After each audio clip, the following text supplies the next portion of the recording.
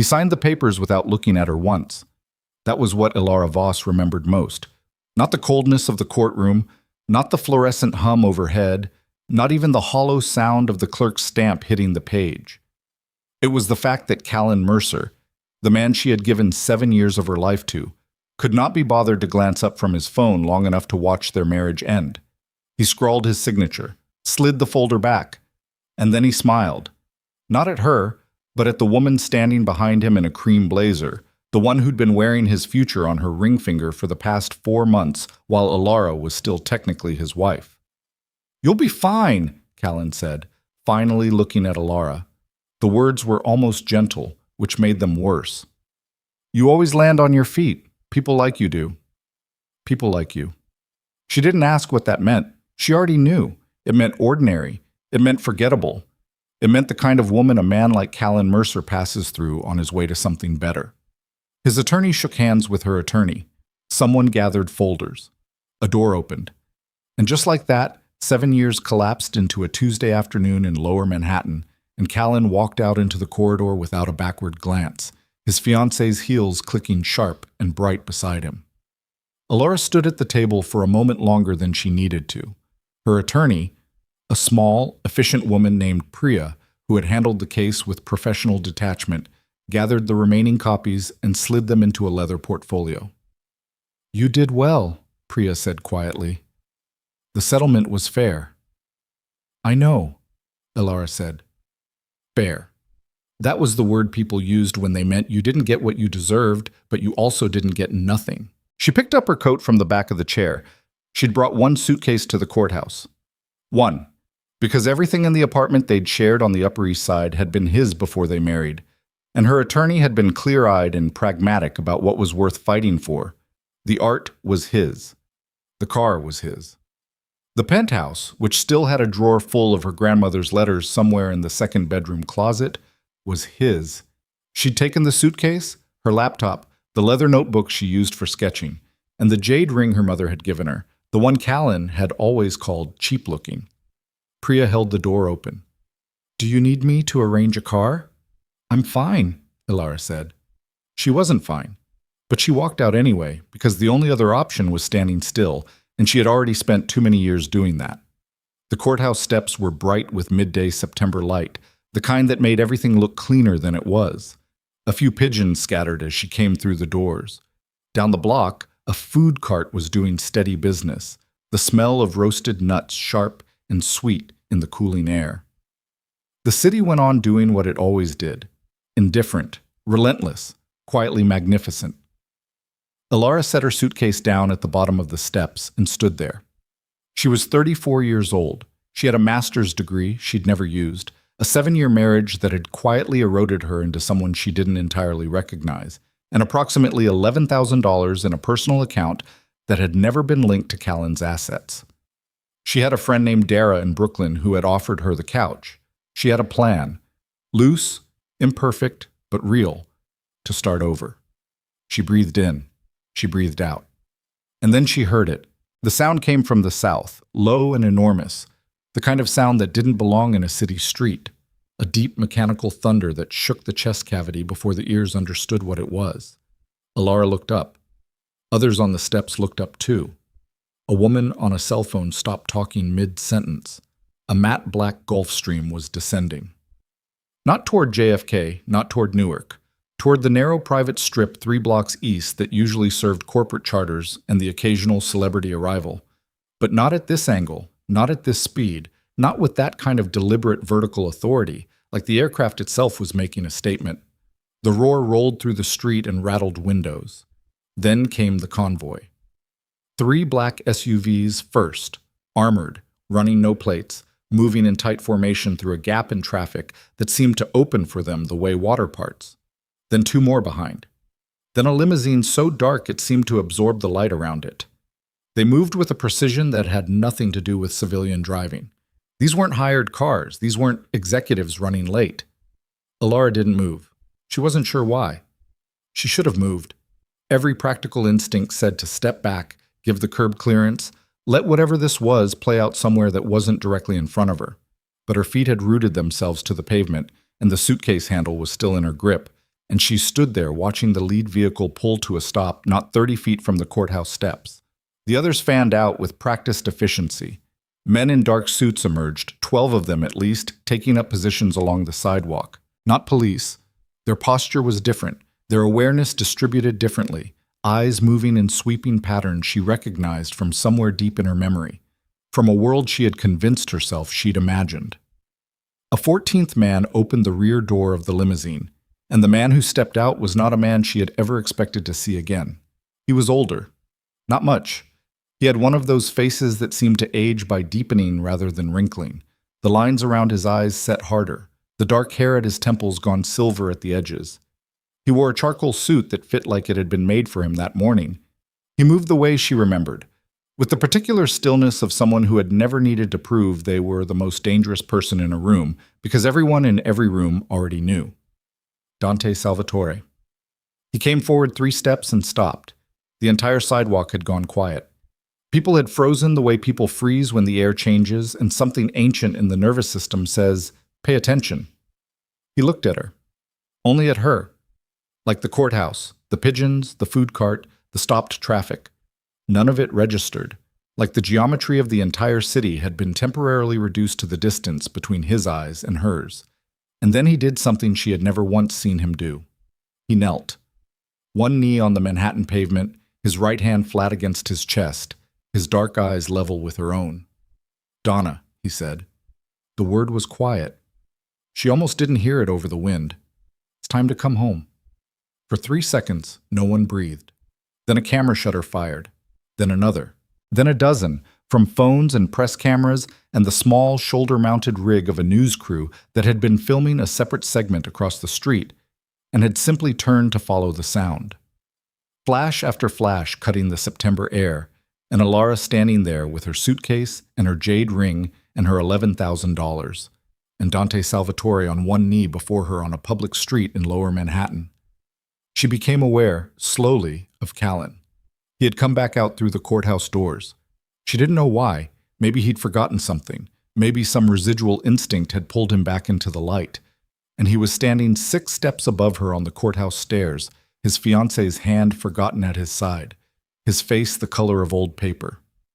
He was staring at Dante, then at Elara, then at the convoy, the operatives, the Gulf Stream that had gone quiet now on the nearby strip, its doors still open, stairs still extended, waiting. He looked like a man watching the floor fall out from under an entire life he'd been very confident he understood. Elara looked at him for exactly 1 second, not with anger, not with satisfaction, something quieter than either and more honest. The look of a woman filing something away, permanently, without ceremony. Then she looked back at Dante. He was still kneeling. His expression hadn't changed. He was patient in the way mountains are patient. She picked up her suitcase. She walked to him. She didn't take his hand when he stood. Old habit, old reflex. She had never been easy with gestures that could be misread. But she stood close enough that the operatives around them all shifted slightly, an unconscious choreography of deference. "You couldn't have called?" she said. Something crossed his face. Not quite a smile. Something older than that, and warmer. "I thought this was cleaner." "This is an international incident." "That," he said, "is a dramatic exaggeration." She looked at the cameras. She looked at the convoy. She looked at the Gulf Stream and the stairs and the small army of men who had arrived in her ex-husband's neighborhood to collect her. "Sure," she said. She walked toward the car. He walked beside her, half a step back. Not leading, not following, the specific position of someone who understood exactly where they stood relative to another person. Behind them, Callan said her name. Just once, his voice stripped of its usual authority, thin in the autumn air. She didn't stop. The door closed, the convoy moved, and by the time the motorcade turned the corner, the footage was already uploading from 11 different phones, and the machine that shapes the world's attention had found its next obsession. By that evening, every major outlet in the country was running the image. A man on his knee, a woman with a suitcase, and a city that had no idea what it was looking at. Well, the internet gave the story 47 different headlines before midnight. Some were prurient. Who is she? The mystery woman. the Mafia Boss knelt for. Some were sensational. Salvatore surfaces. The ghost who owns New York shows his face. Some were reaching, absurd, the kind of content that lives and dies in the scroll. Did this woman's divorce accidentally trigger a crime war? The one that lodged itself most persistently in the cultural conversation was simpler than all of them. She walked out of her divorce with nothing. Then he came. Callan Mercer saw it on his phone in the back of a hired car while his fiancée pretended not to be watching him from the other side of the seat. He had told himself for approximately 40 minutes after the convoy disappeared that it was staged. Some kind of performance, a power move designed by someone in Elara's orbit. He hadn't known she had an orbit, which should have been the first alarm, to embarrass him publicly at the moment of maximum visibility. The cameras, the timing, it was all too neat. Then his phone started ringing. The first call was from his CFO, Marcus Drayle, a man who communicated primarily in calm declarative sentences regardless of circumstances. Marcus said, in a voice that was recognizably calm, but in the particular way of someone gripping the counter to stay upright, "Callan. The Whitmore group just pulled their term sheet." "What?" "Effective immediately. No explanation. Tobias Whitmore's office said they were citing, and I'm reading this directly, a reassessment of portfolio exposure, whatever that means." "That's $140 million, Marcus." "I'm aware of what it is. That's why I'm calling you." Callan ended the call and told himself it was a coincidence. 40 minutes later, his attorney called to say that the development consortium backing the Midtown project, 18 months of negotiations, 3 sets of revised terms, had gone silent. Not rejected. Silent.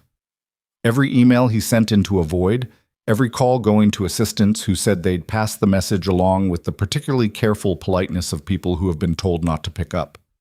Then his largest bank contact, a man named Fletcher, who had helped him structure 4 separate financing rounds and attended his last 2 birthday parties, sent a text message. It read, "Hey man, nothing personal. Going to need some distance for a while. Talk soon." He did not explain what a while meant. He did not say what he was distancing from.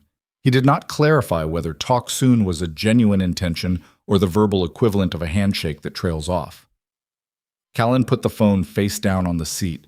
His fiancée, Verona, she was 31, an architect, someone who had looked at Callan's life and concluded it would be a stable place to build a future, said carefully, "What's happening?" "Nothing," he said. She didn't argue. She looked out the window at the city moving past, and she did not ask again. But something was happening. By the next morning, it had a shape. 2 more investment partners requested temporary holds on active projects. A senator whose fundraising Callan had supported for 6 years canceled a lunch meeting with a one-line email from a junior staffer. The contractor who'd been set to break ground on the Hudson Valley development quietly informed Callan's office that he had other commitments. It wasn't loud. It wasn't dramatic. It was the sound of doors closing, not slamming, just clicking shut, one by one, with the quiet efficiency of people who had received the same information from the same source and were acting on it without coordination because they didn't need to coordinate. The information reached Callan at noon on the second day through a source he trusted, a fixer named Gregor who operated at the intersection of money and reputation and who never called with anything that wasn't certain. "Dante Salvatore," Gregor said, "has spent the last 3 years as a silent guarantor behind 4 of your major investors." Callan said nothing. "Not directly, through intermediaries, holding companies. 3 of them are incorporated in the Cayman Islands, 1 in Luxembourg. The structure was designed to be invisible, and it was, I'm only telling you this now because someone on Salvatore's side wanted you to know." "Wanted me to know." "That's my read. This isn't a leak. This is a message." Callan pressed his fingers against his desk. He was in his home office, the one with the floor-to-ceiling windows and the view across the park that he had spent considerable energy cultivating as a backdrop for video calls. It suddenly seemed very exposed. "What does he want?" Callan said. "Nothing," Gregor said. "That's the other part. He doesn't want anything from you. He's just..." removing the infrastructure. What was there before is gone now. Everything built on top of it stays up or falls down on its own merits. Everything I built was partly built on a foundation you didn't know existed, Gregor said. I'm sorry, Callan. I know that's hard to hear. He hung up without waiting for a response. Callan sat in the chair behind his desk for a long time. The view across the park was very still. A cloud passed. A bird moved through the frame of the window and was gone. He thought about the way Elara had looked at him on the courthouse steps. Not with triumph, not with tears, just that quiet, clear-eyed look, like someone marking a page in a book they're done reading. He had been so sure for so long that she was the ordinary one. He was beginning to understand how badly he had misread almost everything. No, the island did not appear on any commercial map.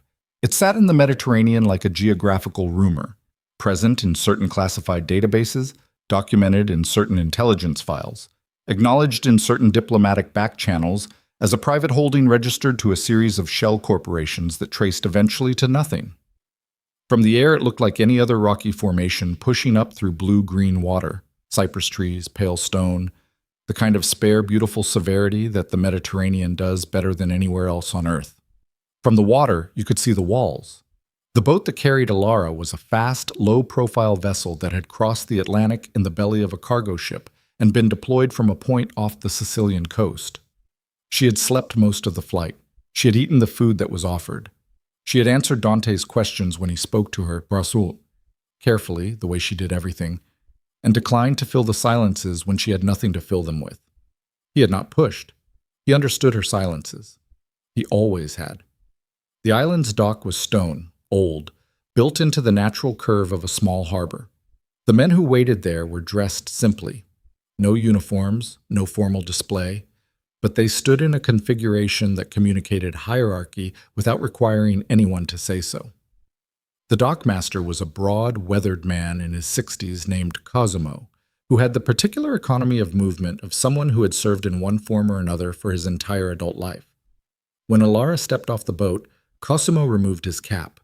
It was such a small gesture that she almost missed its significance. She noticed it because Cosimo was looking at her differently than the other men were looking at her. They were curious, guarded, the specific wariness of people absorbing new information in a context where information had consequences. Cosimo was looking at her the way a man looks at something he's been waiting a very long time to see. He said something to Dante in a dialect she couldn't follow completely, but she caught the word. The same word Dante had used on the courthouse steps. Donna. She filed it away. She was good at filing things away. She'd had considerable practice. The house was inadequate. It was a compound built into the island's rock over what appeared to be several centuries, with additions that spanned architectural periods from Baroque to something almost brutally modern. It was cooler inside than the September heat outside had suggested it would be. The ceilings were high, the floors were stone, the walls held the kind of quiet that comes from exceptional thickness. A woman met them in the entrance hall. She was perhaps 70, with white hair pulled back and the posture of someone who had been formidable for a very long time and saw no reason to stop. She looked at Elara with an assessment so thorough it felt almost physical. "You have your mother's eyes," the woman said. Elara stopped. "My name is Adriana," the woman continued. "I served your father's household for 22 years. I have been on this island for 19 of them." She paused. "You don't remember me." "I was 8, Elara said. "You were 7, Adriana corrected.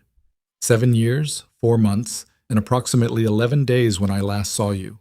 You had just learned to read in 3 languages, and you were insufferably proud of it." Something shifted in the old woman's face. Not quite a smile. Something the muscles of the face do when they've been trained out of expressiveness, but the underlying material is still alive. "You were very right to be proud of it." Elara looked at Dante. He was watching her with that same expression he'd had on the courthouse steps. Patient, steady, giving her room to process at whatever speed she needed. "How long," Elara said, carefully, "have you known? About you specifically, or about all of it?" "Either. Both." Dante crossed his arms, not defensively. A thinking posture, something she recognized. Your father came to me when you were 6.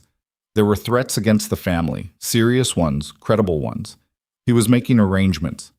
He paused. He didn't survive long enough to implement them fully. When he and your mother were killed, I was the only person left who knew what he'd intended. I made a choice. You erased me. I hid you. There's a difference, though I understand if it doesn't feel like one. Elara turned and looked at the entrance hall around her. The stone walls, the high windows, the faint smell of cedar and salt that she had not smelled in 27 years, but that her body apparently remembered, because something in her chest had been loosening since the boat entered the harbor, some long-held tension releasing by degrees. Who killed them? She said. Dante was quiet for a moment. That, he said, is the conversation I need to have with you.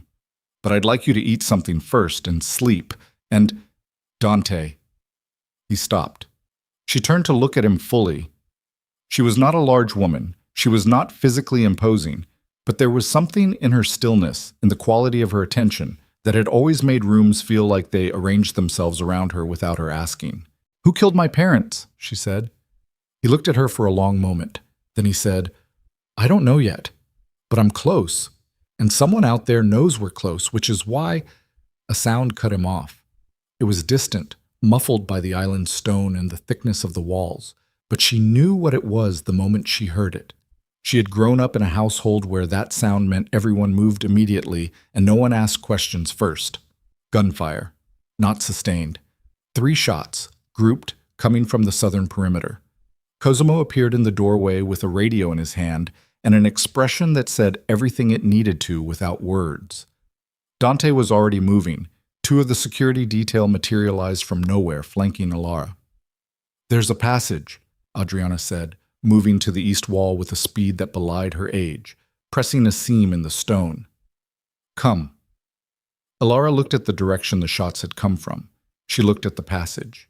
She moved toward the passage, because she was not stupid, and because whatever she was becoming on this island, she was going to need to be alive to become it. But as she went, something crystallized in her that had been liquid and uncertain for a very long time. She thought of Callan's voice. You were never extraordinary enough. She thought of Adriana's words. You have your mother's eyes. She thought of Dante on his knee on a Manhattan sidewalk, saying come home like the word had weight, like home was a thing that still existed somewhere and was waiting for her to find her way back. 3 gunshots on an island no one was supposed to know existed. Someone knew. And Elara Voss, or whatever her real name was, the name she had not heard spoken since she was 7 years old, was done pretending she didn't need to find out why. The passage was not a tunnel so much as a seam in the island's geology that someone, long ago, had recognized and widened and lined with fitted stone. It ran downward at a shallow angle, lit by a string of low-wattage fixtures that threw more shadow than light, and it smelled of salt water and old mortar and something faintly metallic that Elara chose not to think about too carefully. Adriana moved through it with the confidence of a woman who had walked this route many times, her right hand trailing along the wall for orientation rather than support. The 2 security operatives went ahead and behind. Elara was in the middle, her suitcase left behind in the entrance hall, carrying nothing except the jade ring on her right hand and the particular alertness that had switched on in her body the moment she heard the shots. She was aware that she was more calm than she should have been. That bothered her more than the gunfire did. The passage opened into a stone chamber roughly the size of a large kitchen, equipped with a communication setup that was not new but was clearly maintained. Monitors, a shortwave radio, a satellite phone charging in a cradle, and a detailed topographic display of the island's perimeter lit green on a wall-mounted screen. 2 men were already there. One was on the satellite phone. The other was watching the perimeter display with the focused attention of someone reading a language in real time. Cosimo arrived 60 seconds after they did, breathing harder than the run should have warranted. He was older than he'd looked on the dock. Southern perimeter, he said, in accented English. For her benefit, she realized. 1 intruder, neutralized. Dead? Elara said. He looked at her with the brief recalibration of someone adjusting to being answered directly by a person they'd been told about but hadn't yet assessed. No, he said. Wounded. Contained. Where's Dante? He's handling Where? Another recalibration, shorter this time. Level 2 of the south building, with the prisoner. Elara looked at Adriana. The old woman's expression had not changed since the gunfire. She had the particular composure of someone who had processed danger through so many repetitions that it had become structural. Not absence of fear, but fear so thoroughly metabolized it no longer registered on the face. "You should stay here," Adriana said. "I know," Elara said. She turned to the operative nearest the door. "Take me to level 2. He looked at Cosimo. Cosimo held his gaze for a moment that lasted slightly too long, then gave a short nod. The operative moved to the door. Adriana said without turning around, "You sound like her when you do that." Elara paused in the doorway. "Your mother," Adriana said. "She gave orders the same way. Like the question of whether they would be followed was simply not interesting to her." Elara went through the door. The south building was a newer structure connected to the main compound by a covered walkway that had been retrofitted with security glass.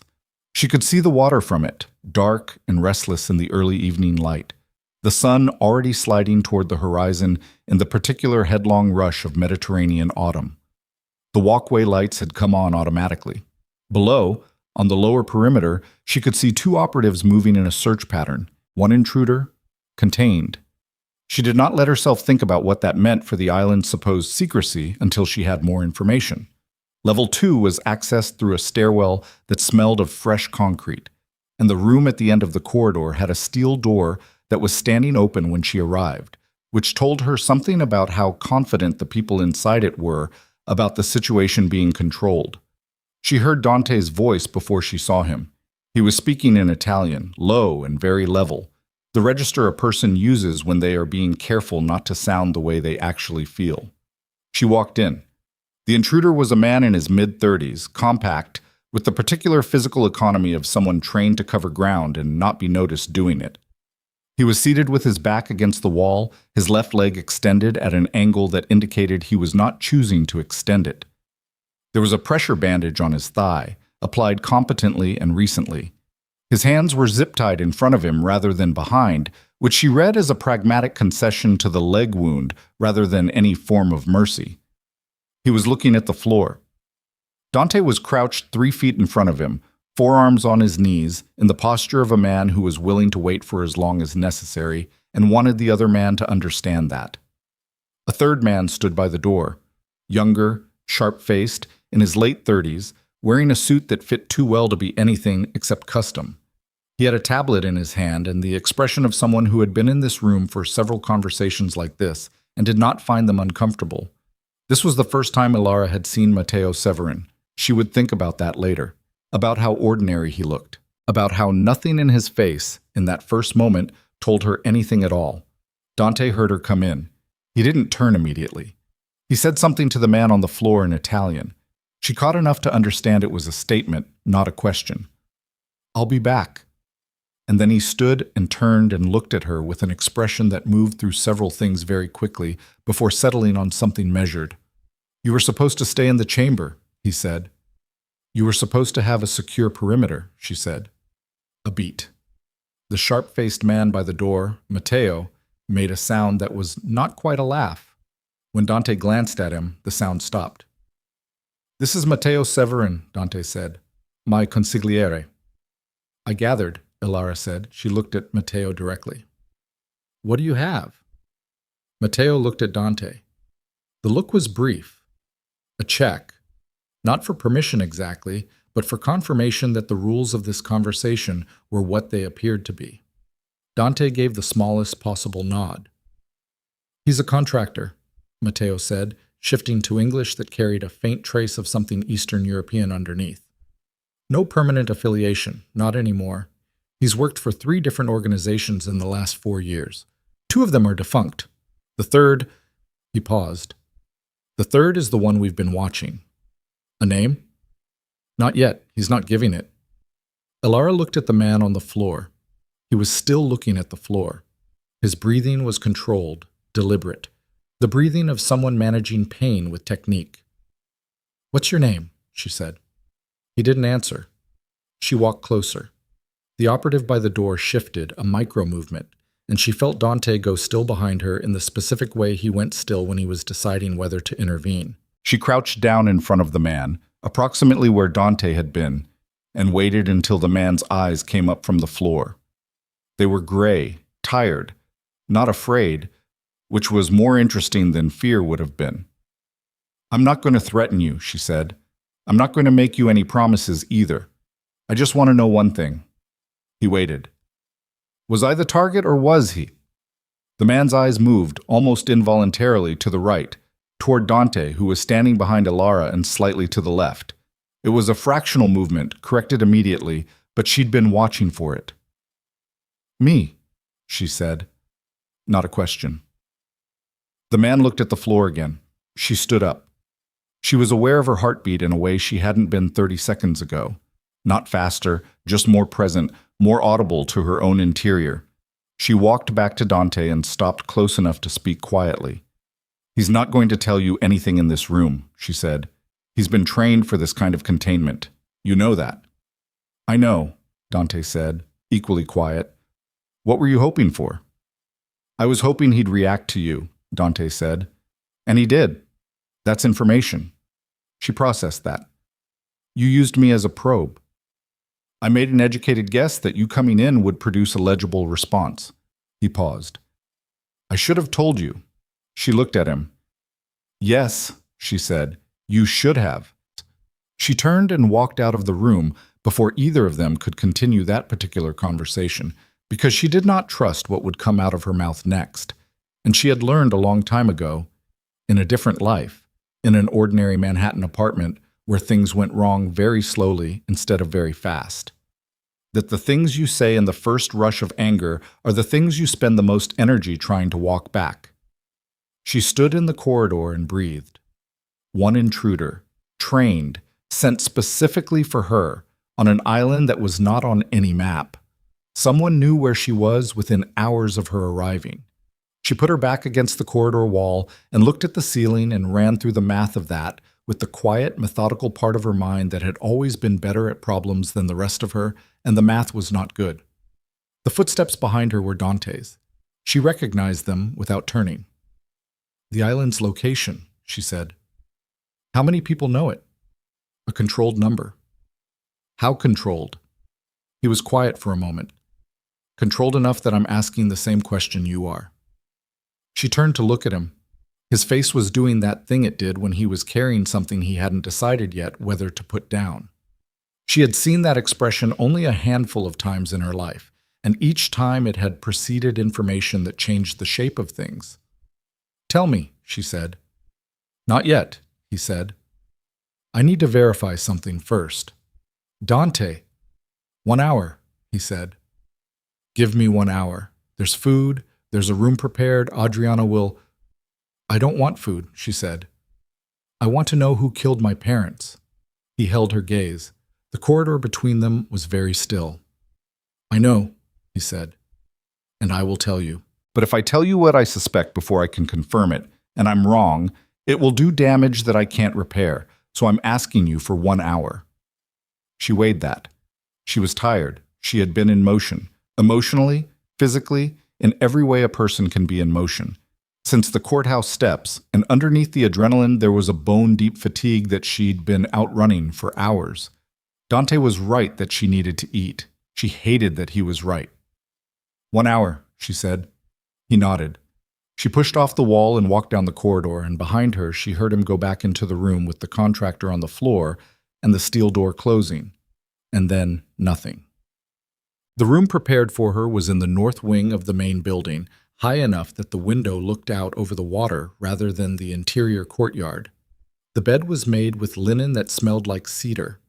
Someone had placed a tray with bread and cheese and olives and a small carafe of wine on the table near the window, and the fact that someone had anticipated her preferences. She had not eaten anything substantial since the morning before the courthouse, and she was not a wine drinker, but she was exactly a small glass of something drinker, produced in her a feeling she was not prepared to name. Adriana was there when she arrived, which she had expected. The old woman sat in the chair by the window with her hands folded and said nothing while Elara stood in the middle of the room and let the day settle around her. You knew my father well, Elara said finally. He was a complicated man, Adriana said. The way all powerful men are complicated. Not cruel, but not gentle either. He did what he believed was necessary. Did he believe hiding me was necessary? He believed keeping you alive was necessary. The hiding was the method. Elara moved to the tray and broke off a piece of bread. She wasn't performing the action of eating. She genuinely needed to eat, and she ate, standing at the table, looking at the window and the dark water beyond. The woman he trusted most, she said, in his organization. Was it a woman? Adriana looked at her sharply. What makes you ask that? The contractor in the south building. When I walked in, he looked at Dante for less than a second. Not with fear, with something else. Like he was measuring whether Dante was the one he needed to worry about. She turned to look at Adriana. He wasn't afraid of Dante. He was afraid of me, which means whoever sent him told him I was the actual threat. And you don't develop that kind of assessment of a woman most people dismissed as an ordinary ex-wife unless you were briefed by someone who's been watching me very carefully for a very long time, someone who knew who I was before today. Adriana was very still. You're not asking me, the old woman said slowly. You're telling me. I'm thinking out loud, Elara said. Correct me if I'm wrong. Adriana looked out the window. Her hands had not unfolded from her lap. They were very composed hands, Elara noticed. The hands of someone who had mastered the skill of not showing what they were doing with themselves. There was a woman, Adriana said, finally, in your father's inner circle. Her name was Celia Voss, a distant cousin, taken in after her own parents died. She was trusted, completely. Your father loved her the way men love family they've chosen instead of inherited. She paused. She disappeared the same night your parents were killed. Disappeared. She was presumed dead. A body was found that matched her description. There was no formal identification. Your father's organization was already in chaos, and no one had the resources or the focus to be thorough. Elara set down the bread. Where is she now? She said. If I knew that, Adriana said quietly, I would have told Dante years ago. A knock at the door. Elara said, come in, without looking away from Adriana. It was Matteo. He stood in the doorway with his tablet in his hand and an expression that was carefully, professionally neutral. Mr. Salvatore asked that you come to the main study, he said. He has something to show you. Elara looked at him. She had been looking at him since he appeared in the doorway, and she had been, in the calm, functional way she approached most problems, reading him. It was not a useful skill in an ordinary life. In a Manhattan apartment where the primary conflicts were about schedules and money and the particular emotional distance of a man who saw her as furniture, it had been wasted. Here it felt like something essential coming back online. Matteo Severin held her gaze without difficulty. His expression gave nothing. His posture was relaxed. His hands were still on the tablet. Left hand below, right hand braced at the corner, the natural grip of someone who used tablets frequently. And yet, in a moment, she said. He nodded and stepped back and did not close the door, which was a courtesy. She waited until she could no longer hear his footsteps. Adriana, she said. Yes. How long has Matteo been Dante's consigliere? Adriana turned from the window. She looked at Elara with an expression that Elara could not entirely read, which was notable because Elara could read most expressions. 11 years, Adriana said. And before that? He came from one of the Eastern families. Dante vouched for him personally. Do you trust him? Adriana was silent for exactly 4 seconds. I trust that Dante trusts him, she said, which was not an answer to the question asked. Elara left the room. The main study was on the ground floor facing the interior courtyard. A working room, not a ceremonial one, with maps on the walls and a long table stacked with folders and a computer setup that was significantly more current than the rest of the island's aesthetic would have suggested. Dante was standing at the far wall when she arrived, looking at a physical map that had been marked up in several colors over what appeared to be a long period of time. Matteo was behind her, entering the room as she entered it, taking up a position near the door that she noted and cataloged without commenting on. Cosimo was there too, seated at the table with a folder open in front of him and the expression of a man at the end of a long day who expects the next thing to make it longer. "The contractor gave us something," Dante said without turning from the map. Not voluntarily, he was carrying it. He moved and she saw what he'd been looking at. Not the map. A photograph. Printed on standard paper relatively recently. The ink had the slight waxy quality of a commercial printer rather than professional photo processing. It showed two men at what appeared to be an outdoor restaurant table, both in civilian clothes, both clearly unaware of the camera. The angle suggested the shot had been taken from above and at distance, and then cropped and enlarged. One of the men she didn't recognize. He was heavy-set, in his 60s, wearing a jacket that was too warm for the climate of wherever the photograph had been taken. The other man was Callan. Elara looked at the photograph for a long time. "When was this taken?" she said. 14 months ago, Dante said. "Zurich. The man across from him is named Brandt, Georg Brandt. He's a financier, technically legitimate, hedge fund structures, commodity trading, a portfolio of mid-tier European companies." He paused. "The hedge fund is also the primary laundering mechanism for the organization that ordered your parents killed." The room was very quiet.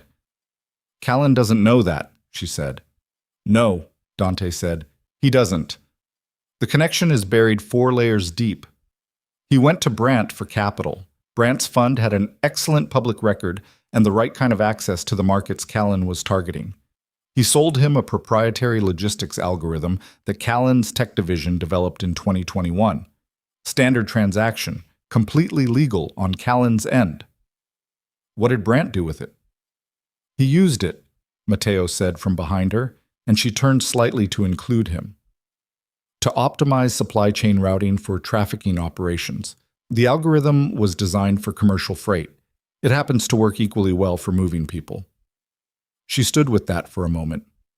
"Callan," she said slowly, "inadvertently provided operational infrastructure to the people who murdered my family." "Without any knowledge of it," Dante said. "Yes." "And the photo was in the contractor's jacket. Inside lining, not a phone. Printed, which means someone wanted it found if the contractor was taken." "Another message," she said. Dante looked at her. "The same thing Gregor told Callan about the financial networks," she said. "Someone is feeding us information, deliberately in pieces. They want us to know about Callan's connection." She looked at the photograph. "Why?" Matteo said, "To create pressure, to make us move before we're ready. Or," she said, "to point us in a direction." She felt rather than heard the quality of Dante's attention shift. "Away from something," she said, "or toward someone." Nobody spoke. Cosimo turned a page in his folder that might not have needed turning. Matteo was very still behind her. She thought about the contractor's gray, tired eyes, the way they'd moved to Dante and corrected, the thing she'd read as fear of her. She thought about Adriana's 4-second silence. She thought about the island that wasn't on any map and the intruder who'd found it within hours of her arrival. She turned and looked directly at Matteo Severin. He met her gaze without a flicker. "Where were you," she said, "when the perimeter breach occurred?" Something happened in the room. It was not loud. It was the kind of shift that happens in the air pressure of a space when everyone in it suddenly understands that what they thought was a conversation about one thing is actually a conversation about something else entirely. Matteo said evenly, "On a call with the Barcelona operation. Cosimo can confirm the timeline." She looked at Cosimo. The old dockmaster held her gaze for a moment that felt very long. Then he looked down at his folder. "It was a short call," Cosimo said. His voice was careful. 20 minutes, perhaps. "But the breach occurred." He stopped. "During," Elara said. "Near the end," Cosimo said. Quietly. Matteo made a sound, short, controlled, the sound of a man reining something in. "I am not going to stand here and be accused by someone who has been on this island for 6 hours and does not know." "Matteo," Dante said. The word was very quiet, but it landed in the room like a door closing. Matteo stopped talking. Dante turned from the map for the first time and looked at his consigliere. It was the look Elara had been peripherally aware of since she arrived on the island. The look that explained without explanation how Dante Salvatore had survived in the position he held for as long as he had held it. Not rage, not coldness, something older than both. The specific clarity of a man who has just updated a very important file in a very private part of himself and is not yet deciding what to do about it, but is done pretending the update hasn't occurred. "Go check on the contractor," Dante said. Matteo looked at him for one beat. 2. "Of course," he said. He left the room. His footsteps down the corridor were measured, unhurried, the footsteps of a man performing composure with considerable skill. When the sound disappeared, Cosimo let out a slow breath and closed his folder. Dante turned to Elara. Something in his face had changed, not dramatically, but in the specific way of a man looking at a shift in the weather and knowing what it means. "You understand," he said, "what you just did." "I know. If I'm wrong—" "You're not wrong," she said. "And neither am I." She looked at the photograph of Callan and the man named Brandt, still lying on the table between them. "But we've just shown our hand. Whatever's been building for 20 years, it's going to move faster now, because whoever is running Matteo knows that we know, or will know, as soon as he makes a call in the next 10 minutes. Dante was already moving to the door, calling for 2 operatives by name. "Get Matteo's devices," he said when they appeared. "All of them, now." He came back to where Elara was standing. "We need Callan," she said. Dante looked at her. "Not because I want him here," she said, "because he's the only living connection we have to Brandt that can be moved quickly. If Brandt is the financial backbone of this operation, and Matteo just warned them that we're closing in, Brandt will dissolve his structures within 48 hours, and we lose the trail." She paused. Callan met him in person. Callan has communications, records, possibly introductions to people in Brandt's network who don't know what they're actually connected to. "Callan is in Manhattan," Dante said. "He's also currently watching his entire financial life come apart at the seams, which means he's frightened and unpredictable." "I know what he is," she said. "Elara, get him here," she said, "before Matteo's people do." From somewhere in the south wing, there was a shout, then rapid footsteps. Then Cosimo's radio crackled and a voice came through it fast and compressed, and she caught enough to understand before Cosimo translated. The room where the contractor had been held was empty. The pressure bandage was on the floor. The window was open. And Matteo Severin was not answering his radio. Dante looked at Elara. She looked back at him. 20 years of a buried inheritance, a hidden name, a life constructed like a false wall over something that had been waiting. All of it had just cracked open in a single evening on an island no one was supposed to know existed. And the man who had spent 11 years at Dante Salvatore's right hand had just walked out a window with a wounded contractor and a 20-year head start on all the ways this could go wrong. There was no version of tonight that she stepped back from. She knew that. She had known it, she thought, since the moment on the courthouse steps when Callan said her name and she didn't stop walking. "Get the jet ready," she said. The jet was wheels up inside 40 minutes. Not the Gulfstream. That one was too visible, too recently photographed on the runway near the Manhattan courthouse, too easily tracked. The second aircraft was smaller, registered under a name that connected to nothing, fueled and staffed and ready in the way things on the island were always ready, because Dante had built his operation on the understanding that the gap between preparation and catastrophe was always shorter than you thought. Elara sat in the forward cabin with a satellite phone in her hand and the photograph of Callan and Brandt on the seat beside her. Dante sat across from her. He had not spoken since they boarded. He was looking at his own phone, scrolling through something, his jaw set in the particular way of a man processing information he does not like and is not going to comment on until he has processed all of it. Cosimo had stayed on the island. He was running the containment, locking down communications, pulling every record of contact Matteo had accessed in the last 72 hours, doing the meticulous and unglamorous work of mapping a betrayal after it has already occurred. He'd looked at Elara before she boarded and said nothing, but the way he looked at her was the look of a man handing something over. She understood what it meant. She wasn't sure she was ready for what it meant. The operative seated near the rear of the cabin, a compact woman named Sarah, whom Elara had not been introduced to, but who had appeared at Dante's left shoulder at the moment of departure and not left it, was on a separate line, speaking quietly in a dialect Elara couldn't place. Elara dialed Callan's number from memory. It rang 4 times. She had expected voicemail and was composing the message in her head when he picked up. "Who is this?" His voice was stripped of its usual boardroom register. Raw, cautious, the voice of a man who had stopped trusting his caller ID sometime in the last 48 hours. "It's Elara," she said. Silence.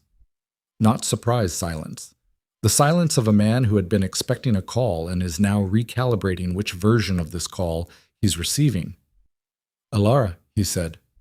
"Careful. Are you somewhere private?" Yes. My office, the building office, not the apartment. He stopped. "There are people watching the apartment. I don't know who they are." "I do," she said. "Callan, listen to me carefully. You need to leave that building in the next 20 minutes. Don't use your regular car. Don't call anyone you've spoken to in the last week. Take only what's in your immediate hands. Phone, wallet, nothing else." "Elara, what the hell is going on?" "The man you met in Zurich 14 months ago, Georg Brandt." Absolute silence. "You remember him," she said. "He was a legitimate investor," Callan said. And then quieter, with the specific quality of a man hearing the floor creak under a chair he's been sitting in too long. "He was legitimate. The fund was real. The returns were real. The sources were not." She kept her voice flat and factual, because that was the only register he would be able to absorb right now. Emotion would give him somewhere to deflect. Facts didn't. The capital in Brandt's fund comes primarily from an organization that has been running trafficking operations across 3 continents for 2 decades. You sold them a logistics algorithm that they used to optimize those operations. The sound he made was not a word. It was the sound a body makes when something structural gives way. "I didn't know." "I know you didn't know," she said. "That's not the point right now. The point is that people connected to Brandt's operation know that you're a liability. They've had a team watching you since the news broke about the courthouse. If they haven't moved on you yet, it's because they think they can use you to get to me." She paused. "They're right that they can. That's why I'm calling you instead of letting Dante's people do this without your knowledge." Another silence, shorter. "Where do I go?" he said. She looked at Dante. He had been listening. He gave a single nod. She relayed the address. A building in Midtown that sounded like a corporate service company and was in fact a corporate service company, among other things, and told Callan to give a specific name at the front desk and wait. "Don't call Verona," she said. "Don't call Marcus. Don't call anyone. Verona is—" He stopped. "I know," Elara said. "I'm sorry." She ended the call. Dante said, "He'll do it." "Yes," she said. "He will." She set the phone down. Yet, he's not stupid. He's just been operating in a reality he constructed, and now the construction is gone. You understand that bringing him into this creates exposure. I understand that he's the only person alive who met Georg Brandt face to face at a time when Brandt believed himself completely invisible, and who can walk back into Brandt's network under the pretense of the algorithm sale without triggering immediate alarm. She looked at him. "I also understand that I just saved his life, and he knows it, which gives us a very narrow window before his ego reconstitutes itself, and he becomes difficult." Dante looked at her for a moment. "Your father," he said, "used to talk about operations the same way. Not strategically, anatomically. Like he was describing how something was put together under the skin." She didn't answer that. She looked out the window at the dark Atlantic below and thought about a man she remembered only in fragments. A voice, a specific laugh, the weight of a hand on her shoulder. And the 27 years of absence that had been built around those fragments, like a frame around a photograph no one was supposed to see. "Tell me about Matteo," she said. Dante was quiet for several seconds. "He came to me 11 years ago through an introduction from the Costello family," he said. "He had a record, clean work, reliable, the kind of man other people consistently recommended. I ran checks. Everything held." What held? His history, his affiliations, his financials. Dante set his phone face down on the armrest. What I didn't check carefully enough was the history before a certain point. He came from the Eastern networks, Kosovo, Bulgaria, that corridor. His record before 2009 is thin. Thin as in sparse or thin as in constructed. I didn't know the difference at the time. His voice was level, but she had spent enough hours in proximity to him now that she could hear the thing underneath it. Not guilt, exactly. Something older. The specific weight of a man taking an honest accounting of where he failed. I know the difference now. Who was Celia Voss? Elara said. The cabin temperature seemed to change. Sarah, in the back, had stopped talking. Dante looked at Elara with an expression she had not seen on him before. It was the expression of a man who has been carrying a particular piece of information for a very long time and has just been asked to put it on a table in the light. "Where did you hear that name, Tal?" he said. "Adriana," Elara said. Something moved across his face. Complex, brief. "Of course," he said. She said Celia was a cousin, trusted, that she disappeared the same night my parents were killed. Elara kept her eyes on him. "You knew her?" "Yes." "Was she involved in what happened to them?" Dante stood up. He stood in the narrow cabin aisle and put his hand on the overhead compartment and looked out the small oval window at nothing. And she understood this was the posture of a man who is not going to leave the room because the room is an aircraft at altitude, but would very much like to walk. "I believe she was dead," he said. "For 11 years I believe she was dead. And then? And then 3 years ago I received intelligence from a source I trusted, whom I have since lost, that a woman matching Celia's description had been identified in a photograph taken at a financial conference in Geneva. She was using a different name, different appearance, but the source was very sure." Elara waited. "I sent people to verify it," Dante said. "They didn't come back.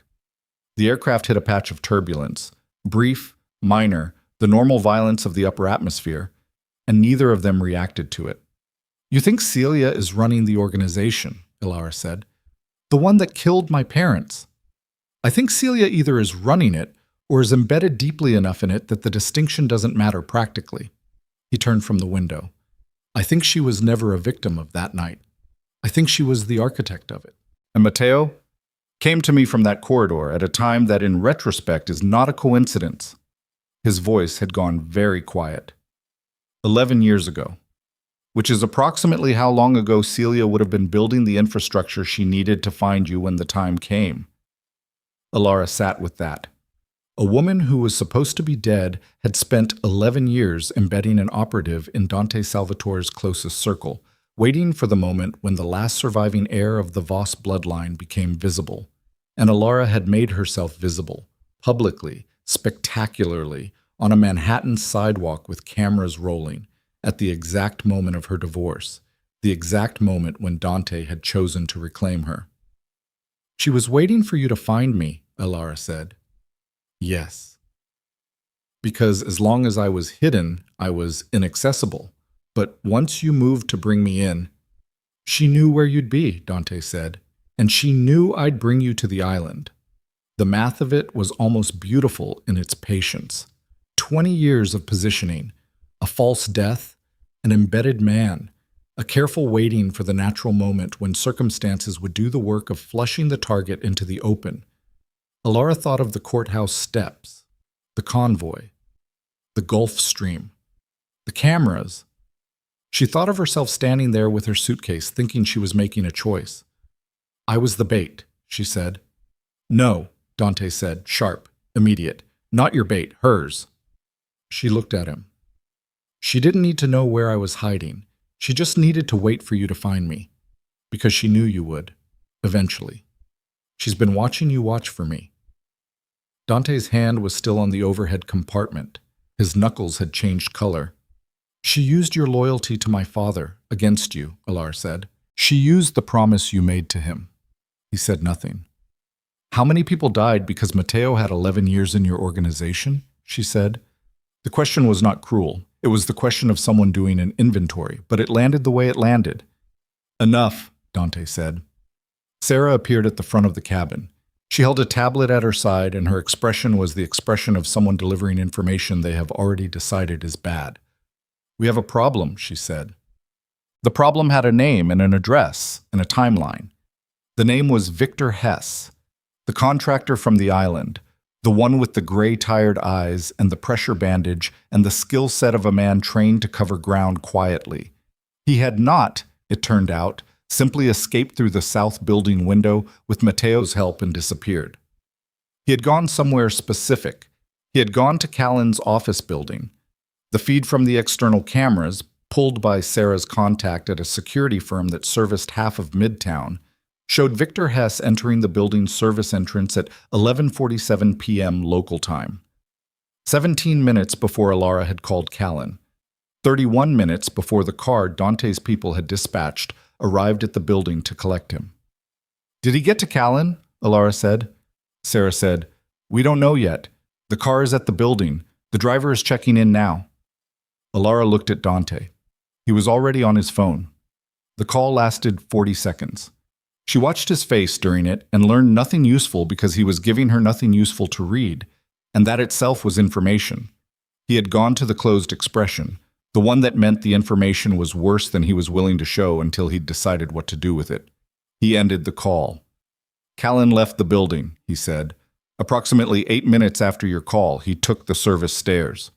He paused. He wasn't alone. She felt her stomach drop approximately 1 inch and held it there.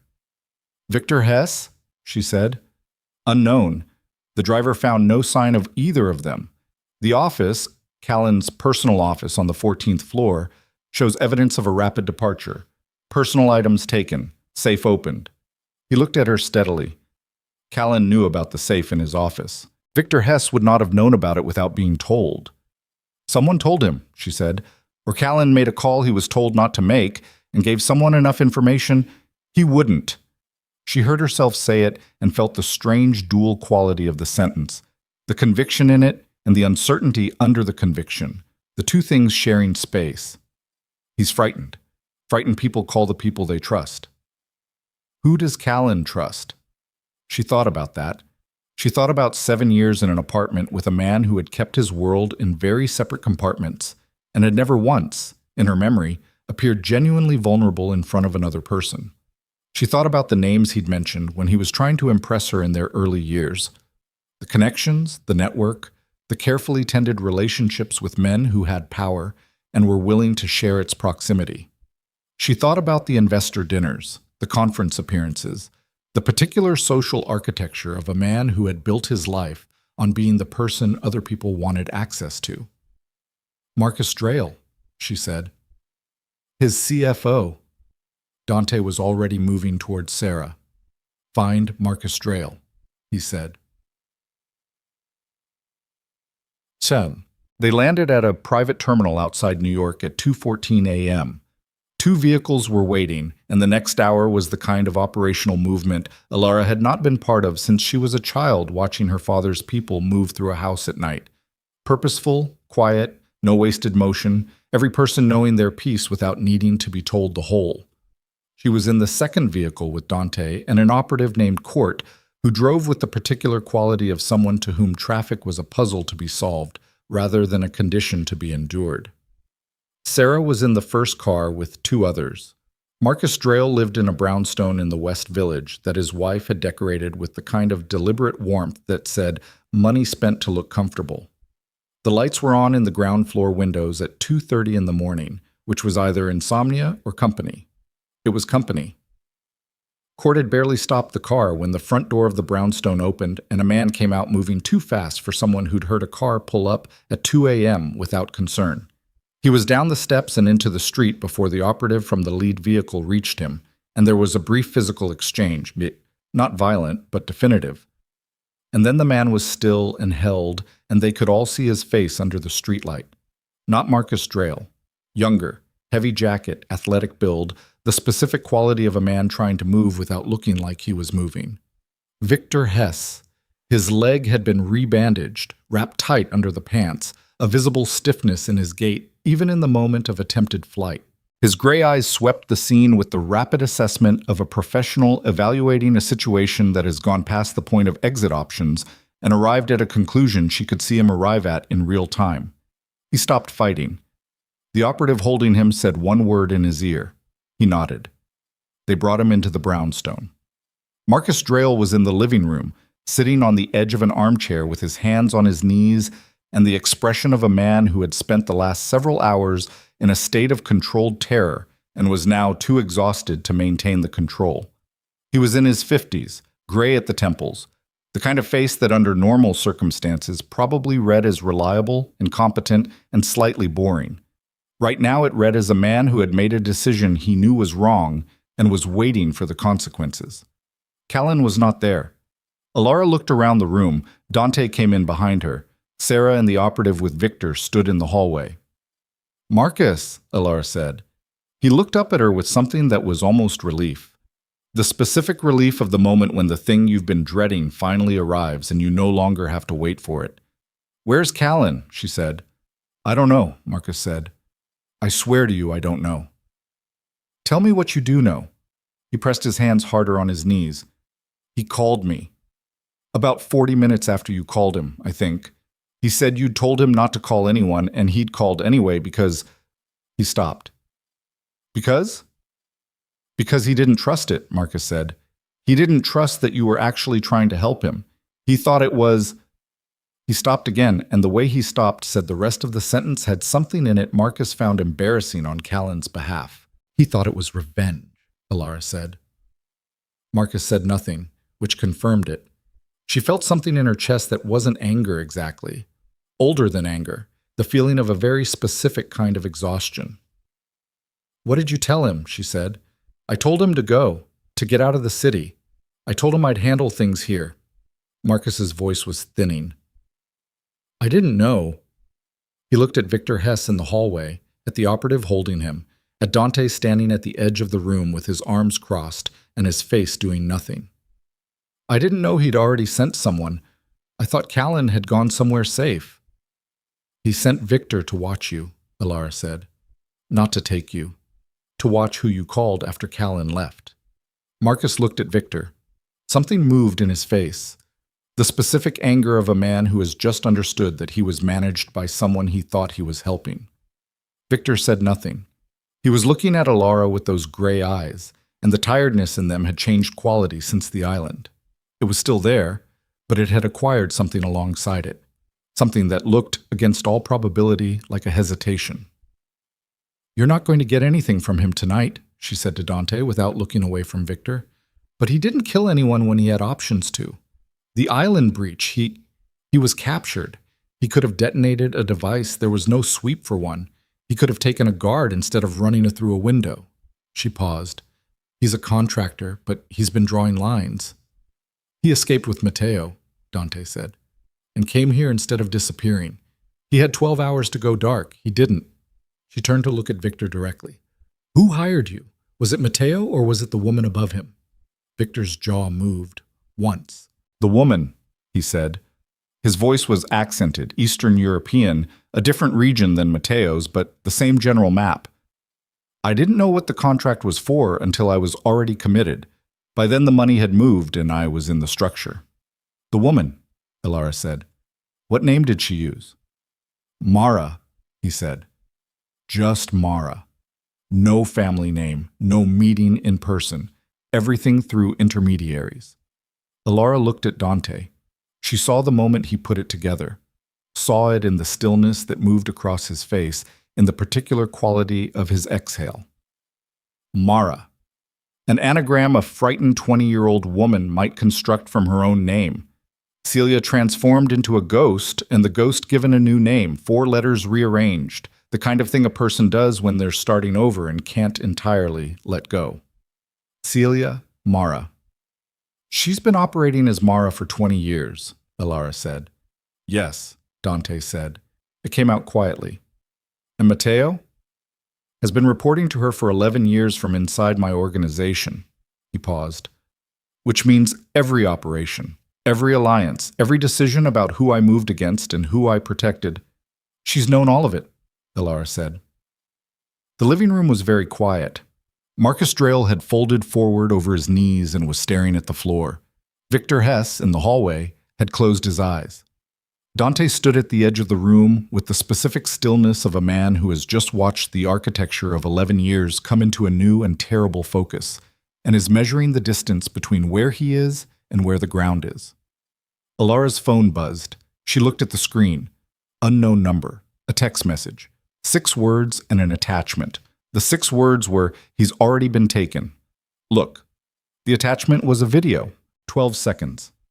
Shaky, dim, shot on a phone in a low-light environment. It showed a man zip-tied to a chair, his head down, his shoulders moving with the rhythm of someone conscious and breathing, but not presently choosing to look up. The light shifted for 2 seconds and caught his face. Callan. And then a second figure moved into the frame. Not Victor. Not Mateo. A woman. She faced away from the camera, deliberately. She knew where the lens was. She had placed the camera. She reached down and lifted Callan's chin with 2 fingers, and his eyes came up, and in them was the absolute pure terror of a man who has just fully understood the nature of his situation. The woman turned her head exactly 45 degrees, enough to show a profile, a jaw, the angle of a cheekbone. The video ended. Elara's hands were completely steady. She was aware of this as a separate fact, disconnected from the rest of what she was experiencing. The cold that had moved from her sternum outward, the particular way her vision had narrowed and sharpened simultaneously, the silence that had taken up residence in the center of her chest where something louder usually lived. She handed the phone to Dante. He watched the 12 seconds. He handed the phone back. "She wants you to come," he said. "I know. She set this up so that refusing to come means Callan dies and you live with that. And coming means walking into whatever she's prepared." "I know that too," Elara said. "Elara, the man destroyed our marriage and every version of my life that came with it," she said. "He was dismissive and cold, and he made me feel invisible for 7 years, and then he signed the papers without looking at me." She looked at the dark phone screen. "I know exactly what he is. I've known it since before the divorce." She looked up. "But she's counting on me to leave him there," she said. "She needs me to make the choice that says I am my father's daughter only in terms of bloodline, that I have the name but not the instinct, that I will protect myself and let someone else die for it, the way every other mafia heir she's ever dealt with would do." Dante looked at her. "I am not," Elara said, "going to give her the satisfaction of being right about me." She looked at Sarah in the doorway, at the operative, at Victor Hess with his closed eyes and his bandaged leg, and his 12 seconds of hesitation that had added up to something that hadn't fully resolved itself yet. She looked at Dante, who was watching her with an expression that had moved past calculation and arrived somewhere she didn't have a word for, but which felt, against the entire architecture of this terrible night, like something close to solid ground. "Get me everything you have on where Mateo would take a high-value prisoner," she said. "Safe houses, secondary locations, the properties Cosimo flagged from Mateo's access records, all of it." She held Dante's gaze. "And I need a room, 20 minutes, and whatever weapons your people can put together in that time. Because we are going to get him out, and then I'm going to finish what my father started, and I am going to end this." The 20 minutes felt like 5. Sarah laid out what they had on the table in Marcus Drayl's dining room. Printed satellite images, handwritten addresses, a schematic pulled from a property database showing floor plans of 3 locations that Cosimo's people had flagged in the first sweep of Mateo's access records. The brownstone's dining room table was too small for the spread, and 2 of the images overlapped, and nobody fixed it because there wasn't time. Elara stood at the table and looked at the 3 locations. The first was a warehouse in Red Hook. Commercial, port-adjacent, the kind of property that appeared in holding company records as storage, and was used for something else entirely. Cosimo had flagged it because Mateo had pulled its access code from the organization's property management system 6 weeks ago. No documented reason. The second was a service facility in the Bronx, registered to a cleaning company that had been inactive for 3 years but continued to pay its utilities and lease.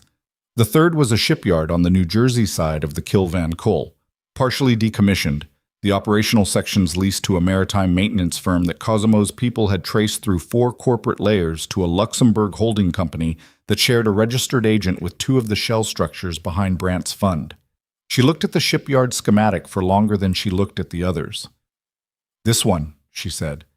Sarah said, "The Red Hook warehouse is closer, faster access, better extraction routes." "The warehouse is too obvious," Elara said. "It's the first location anyone would flag. If Matteo is still thinking, he knows Cosimo is pulling his records. He wouldn't use it." She put her finger on the shipyard schematic. "This facility has water access on 3 sides, a single land approach that can be covered easily, and it sits inside a noise envelope from the container port that makes anything you do there acoustically invisible." She paused. "This is where my father would have built it. This is the kind of location a person chooses when they've been thinking about it for a long time." Dante looked at the schematic. He said nothing for a moment. "She chose it," he said. "Yes. Which means she's been planning a confrontation at this location. The geometry of it is already in her favor." "I know," Elara said.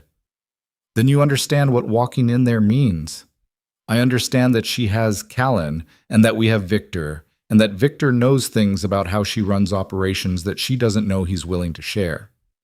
She looked at Victor, who was seated at the far end of the table with his bandaged leg extended, and the gray-eyed stillness of a man who had made a private decision and was waiting for the moment to execute it. "Am I right?" Victor looked at her. "She uses a 4-point perimeter," he said. 2 shooters on elevation, whatever the highest accessible point is. 1 sweeper in a mobile pattern at ground level covering the approach. 1 static at the primary access point. He paused. "The mobile sweeper changes pattern every 9 minutes. She got that from a military manual she adapted. She's proud of it. She thinks it's unpredictable." "Is it?" "It's very predictable," he said, "because she always uses the same 9-minute interval. She's been using it for 8 years and it has never failed her, so she has never changed it." Something moved in his face that wasn't quite contempt and wasn't quite admiration. "She is very smart about everything except the things she's stopped questioning." Elara looked at her watch. 3:08 a.m. "How many inside?" she said. "Callan plus 2 guards minimum. Matteo will be there. He'll want to watch." Victor's jaw tightened briefly. "There may be others. She sometimes brings additional personnel for events she considers significant." "Events," Elara said. "Her word, not mine." Dante had moved to the window. He was looking at the dark street, and she could see in the set of his shoulders the thing he was working through, the calculation between what he wanted to do, which was move every available body to that shipyard immediately, and what that would look like from the inside of a prepared position, which was a large visible force arriving into a killing ground. "4 of us," Elara said. "You, me, Sarah, Court, Victor on communication from the vehicle hut. He knows the pattern. He can call the sweeper's position in real time. 4 people against a prepared position. 4 people is harder to see than 14, she said. She's set this up for a siege response, a show of force. She wants Dante Salvatore to arrive with an army so she can demonstrate to every family watching that she can break it." She looked at him. "She does not have a protocol for 4 people who know where her shooters are." Dante turned from the window. He looked at her for a long moment with that expression she had no word for, the one that had arrived sometime in the last several hours and kept returning, the one that seemed to be updating itself each time against some internal measure she wasn't privy to. "You've done this before," he said. It wasn't a question, but she answered it anyway. "No," she said, "but I grew up watching it, and I've spent a lot of years being very quiet and paying attention to things people didn't think I was paying attention to." She picked up the shipyard schematic. "Let's go." They took 2 vehicles and drove separately, arriving at different access points on the perimeter road that ran along the Kill Van Kool. The water was black and smelled of diesel and cold salt. Across the channel, container cranes stood lit against the dark sky like enormous yellow insects, and the noise of the port, the perpetual low machinery of cargo being moved, covered everything. Victor, in the second vehicle with Court, came over the earpiece at 3:41 a.m. "Sweeper just completed a pass on the north side. You have 8 minutes 40 before he returns to that position." Sarah was already moving along the fence line to the east. She moved in a low crouch, fast, with the particular silence of someone for whom this was muscle memory rather than effort. Dante was on Elara's left. He had a weapon she hadn't seen him retrieve and didn't ask about. He moved quietly for a man his size. The quietness of long practice, decades of it, the body learning to compress itself below its own volume. She had a compact Glock that one of the operatives had produced from a case in the car without ceremony, checked, and handed to her. She had held guns before. Her father's household, childhood memories of weight and instruction, but not recently, and she was honest with herself about the gap between memory and competence. She was not going to rely on it unless the situation removed every other option. The fence had a gap near a drainage culvert, slightly pulled from its mounting. Victor had told them about it. She went through first, on her back, the wet grass soaking through her jacket in the 2 seconds it took, and came up on the other side already scanning. The shipyard had 3 main structures, a long equipment shed to the north, a 2-story operations building at the center, and a dry dock facility to the south that had been partially demolished and rebuilt, its skeleton of steel beams rising against the sky like the ribs of something very large. Light in the operations building. 2nd floor, 1 window. Victor in her ear. Elevation shooter on the dry dock superstructure, southeast corner. 2nd shooter. I'm placing him on the equipment shed roof based on her standard deployment. Elara keyed her mic once to confirm receipt. Dante touched her arm and pointed. He'd seen the equipment shed shooter, a silhouette against the lighter sky, stationary, covering the main approach road. She pointed toward the operations building. He nodded. They moved.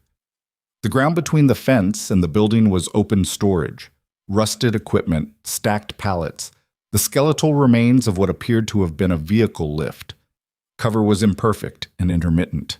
She moved from one point to the next in the low, fast run that felt ridiculous and necessary simultaneously, aware of her own breathing, aware of the wet grass under her feet and the cold in her hands, and the way the noise of the port was both protection and disorientation. Victor, sweeper is approaching the south side. Hold. She stopped behind a rusted compressor unit. Dante was 6 feet to her right behind a pallet stack. They both went completely still. The sweeper came around the corner of the operations building with a weapon up and the tight, regular movement of someone following a pattern they trusted. He was young. She could see his face briefly in the ambient light when he turned to check the east side of the building. Young, focused, doing his job. He passed. Victor. 6 minutes. They moved again. The building's ground floor entrance was a steel door, locked. Sarah materialized from the east side like she'd been there the whole time and produced a device Elara had no name for that she applied to the lock mechanism for approximately 12 seconds, and then the door opened inward without noise. Inside, darkness, the smell of machine oil and salt damp, the sound of the port reduced to a low vibration through the walls. A short corridor, 2 closed doors on the left, a staircase at the end going up. She could hear from the floor above voices. One voice, specifically, speaking in a tone she recognized without being able to name, the tone of someone who has been waiting a long time for a specific moment and is now in it and is savoring it in the way people savor things they've built their whole interior lives around. She couldn't make out the words yet. She moved toward the staircase. Dante's hand caught her arm. Light pressure, 2 fingers. He pointed to the 2 closed doors. She understood. Clear the floor first. Sarah took the first door. Elara took the second. They went in simultaneously. The second room was a storage space, unused, empty except for cardboard boxes and a folding chair, and came back to the corridor in 3 seconds to find Sarah shaking her head. Clear. Staircase. The stairs were metal, open frame, the kind that transmit footfall as vibration through the entire structure. There was nothing to be done about it except move fast and accept the noise. She went up first because it was her call, and she had already made it, and the fact of her heart loud in her ears was just information, not a reason to stop. The second floor was one large room that had been a supervisor's office and dispatch center at some point in the building's previous life. The windows on the north and east walls were covered with what appeared to be construction plastic. Work lights, the portable kind, battery-powered, throwing cold white illumination, were positioned in 2 corners. Callan was in the center of the room, zip-tied to a chair as the video had shown, his head up now, his face the color of old chalk. There was a cut on his left cheekbone, not deep but bleeding, and his jacket was gone. Matteo Severin was standing at the east wall with his arms crossed. Two guards were positioned at opposite corners of the room, weapons at low ready. And the woman at the north window, with her back to the stairs, had heard them coming because she was already turning when Elara came off the top step. She was in her late 50s, silver hair cut close, the kind of haircut that frames a face with precision, medium height, slim, wearing dark clothes that were practical rather than performative. She had the posture of someone who had been beautiful once and had decided at some point that it was a less interesting thing to be than what she became instead. Her face, turned in profile at the top of the staircase, was recognizable from a photograph in an intelligence file that Dante's team had surfaced at 2 a.m. An old photograph from a different life. The face younger and softer, and not yet shaped by everything it had spent 20 years deciding. Celia Voss, who had spent 20 years being Mara, who had looked at Elara across a half-turned shoulder on a 12-second video and arranged all of this with the patience of someone who had never once doubted that she would get to exactly this moment. "You came alone," Celia said. Her voice was low and accented, a faint Italian inflection underneath a more neutral register, the accent of someone who had learned to bury where they came from. She looked at Dante, who had come up behind Elara, and then at Sarah behind him. 4 people. That's either very smart or very desperate. "It's efficient," Elara said. Celia looked at her with an expression that was not what Elara had expected. Not hatred, not triumph. Something more complicated than either. The expression of a person looking at something they've spent a very long time thinking about and are now seeing in 3 dimensions for the first time. "You look like your mother," Celia said. "People keep saying that," Elara said. "She was a remarkable woman. I loved her." Celia's voice was completely level. "I loved them both, your parents. I need you to understand that." "I understand that you killed them," Elara said. "I understand that you believe that," Celia said. "I also know that believing it is simpler than the truth. The truth is more difficult and less satisfying, and you probably won't believe it anyway, so I'm not going to insult you by trying to explain it here." She looked at Dante. "You brought her, after all this time. I told Matteo you would. He didn't believe me." Matteo, at the east wall, said nothing. "How long has he been yours?" Dante said. 11 years, 2 months, and approximately 3 weeks. No hesitation. The numbers offered the way you offer something you've counted many times. "He was struggling when I found him, not financially, morally. He needed a purpose. I provided one." "You gave him a lie," Dante said. "I gave him a structure," Celia said. "The same thing you gave every person who works for you.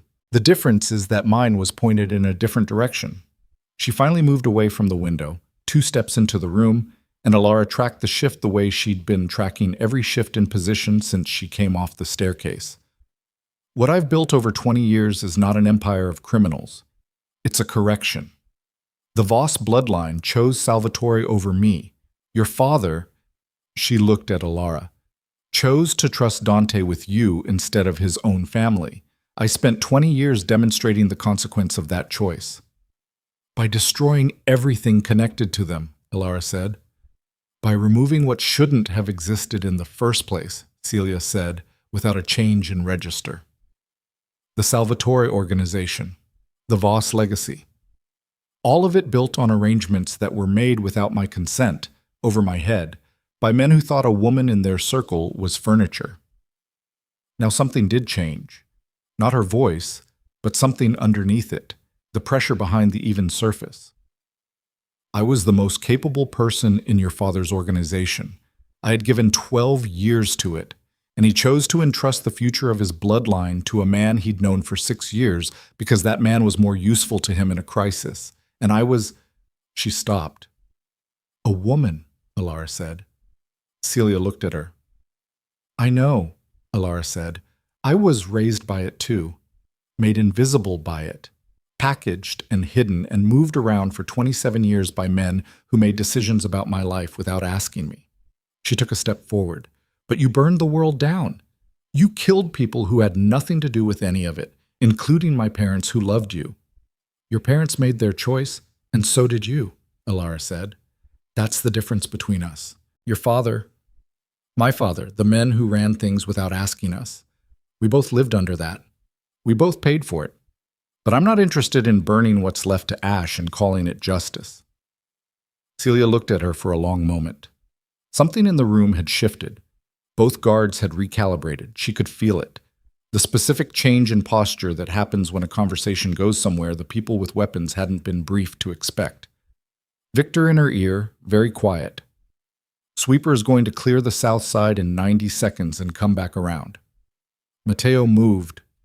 It was slight. A small repositioning toward the east wall corner, the movement of a man establishing a better angle.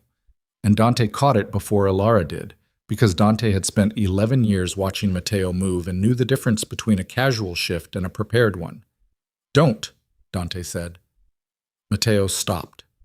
The word hung in the room, and in the silence that followed it, Callan, in the chair at the center of the room, raised his head and looked at Elara with the specific expression of a man who has spent several hours in a situation that has comprehensively dismantled every assumption he held about the world, and has arrived, through shock and pain and something that might eventually become humility, at a simple and unfamiliar place. "I'm sorry," he said. His voice came out rough, quieter than she expected. "For all of it. The whole 7 years. Not just tonight." He paused. "I was wrong about you." She looked at him, just for a moment. "I know," she said. "Not warm, not cold. Just true." Celia had been watching this exchange with an expression she couldn't fully control. Something moved in it, briefly, that Elara filed away and would think about later. The movement of a woman watching something she hadn't accounted for in her planning. Then the east window exploded inward. Not an explosion. A person, coming through the construction plastic at speed. The 2 layers of sheeting tearing and wrapping, and someone inside them fighting free with the specific violence of entry under fire. The closer of the 2 guards swung toward the sound, and Sarah was already moving toward the other one, and Elara dropped low and felt the air above her head change with something passing through it fast. Then the second shot, from the direction Mateo had been standing, and the sound of it in the enclosed room was enormous, and Dante made a sound she had never heard from him, a single compressed syllable that was not a word, and went down. Not down like dead. Down like shot, which is different, which is a body making an involuntary decision about priorities while the mind is still running. He went sideways against the wall with his left hand pressed to the right side of his chest, and his weapon still in his right hand, and his face doing the things a face does when a body is making a rapid and unwanted internal assessment. Elara had her weapon up before she'd consciously decided to raise it. Mateo had his pointed at her. They stood like that, across the chaos of the room, Sarah in physical combat with one guard, the person who'd come through the window already down and still, the other guard turning, and in the stripped-down geometry of the moment, it was very simple. She had one shot at Mateo, and he had one shot at her, and whoever was slower was done. She was aware of Dante against the wall, aware of his breathing, audible, controlled, the breathing of a man managing something serious, aware of Callan in the chair between them, head down, and of Celia somewhere to her left. And she was aware, underneath all of it, of something that had been building since the courthouse steps, and the suitcase, and the jade ring, and a man who didn't look up when he signed the papers. Something that was not rage, and was not grief, and was not quite courage either, but contained elements of all three, a thing that had been accumulating in her over 27 years of being someone else, and was now, in this room, in this moment, fully and finally present. She looked at Mateo down the sight of the Glock. He was good. His hands were steady, his face gave nothing, but his eyes went, just for a fraction of a second, to Dante against the wall. She fired. The shot took him in the right shoulder and spun him, and his shot went wide and hit the north wall 2 feet to her left. And then she was moving before he'd finished falling across the room, because Celia was at the window, and the window was open, and the water was 3 sides around this building, and a woman who had been running for 20 years knew exactly how to disappear from an open window above dark water. She reached the window. Celia was on the ledge.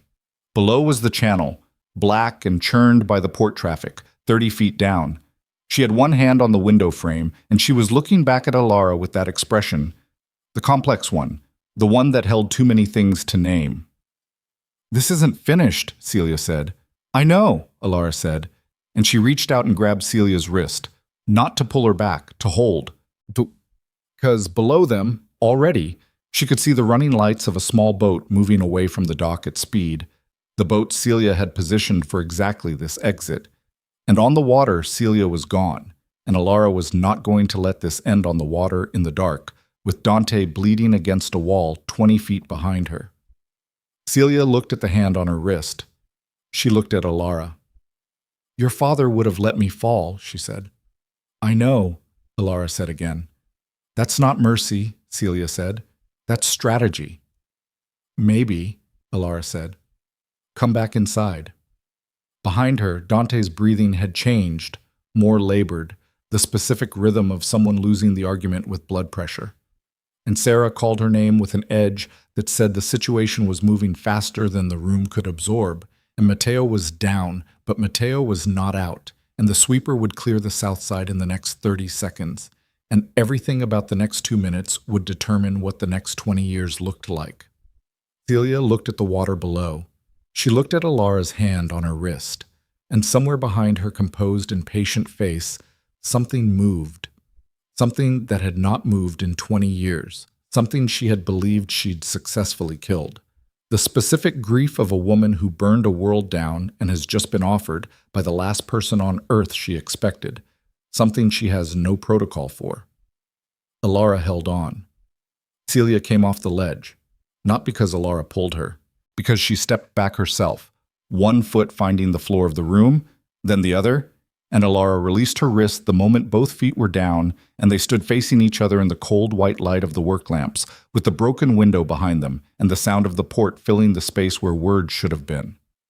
It lasted 2 seconds.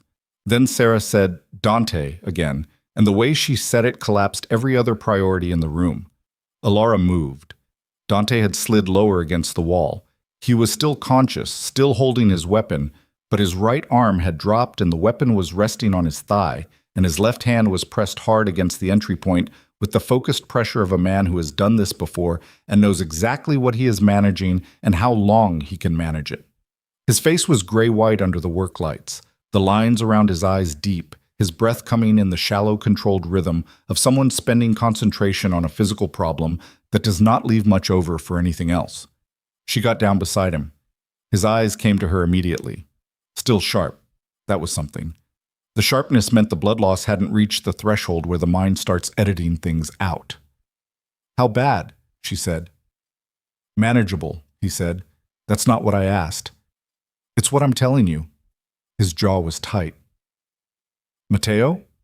She looked over her shoulder. Mateo was on the floor near the east wall, his right shoulder destroyed, his weapon 3 feet away from his hand. Sarah had 2 zip ties on him already. Wrists in front, ankles together, the same pragmatic concession to injury that had been extended to Victor on the island. He was conscious. His face was doing the specific thing faces do when pain and calculation are happening simultaneously, and neither is winning cleanly. Down, she said. Celia. She looked toward the north window. Celia was standing at the edge of the room's center, equidistant from every wall, with her hands at her sides and an expression that had gone very still. She was not attempting the window again. She was not attempting anything. She was standing in the posture of someone who has arrived at a place they cannot walk back from and is deciding what to do with that fact. Here, Elara said.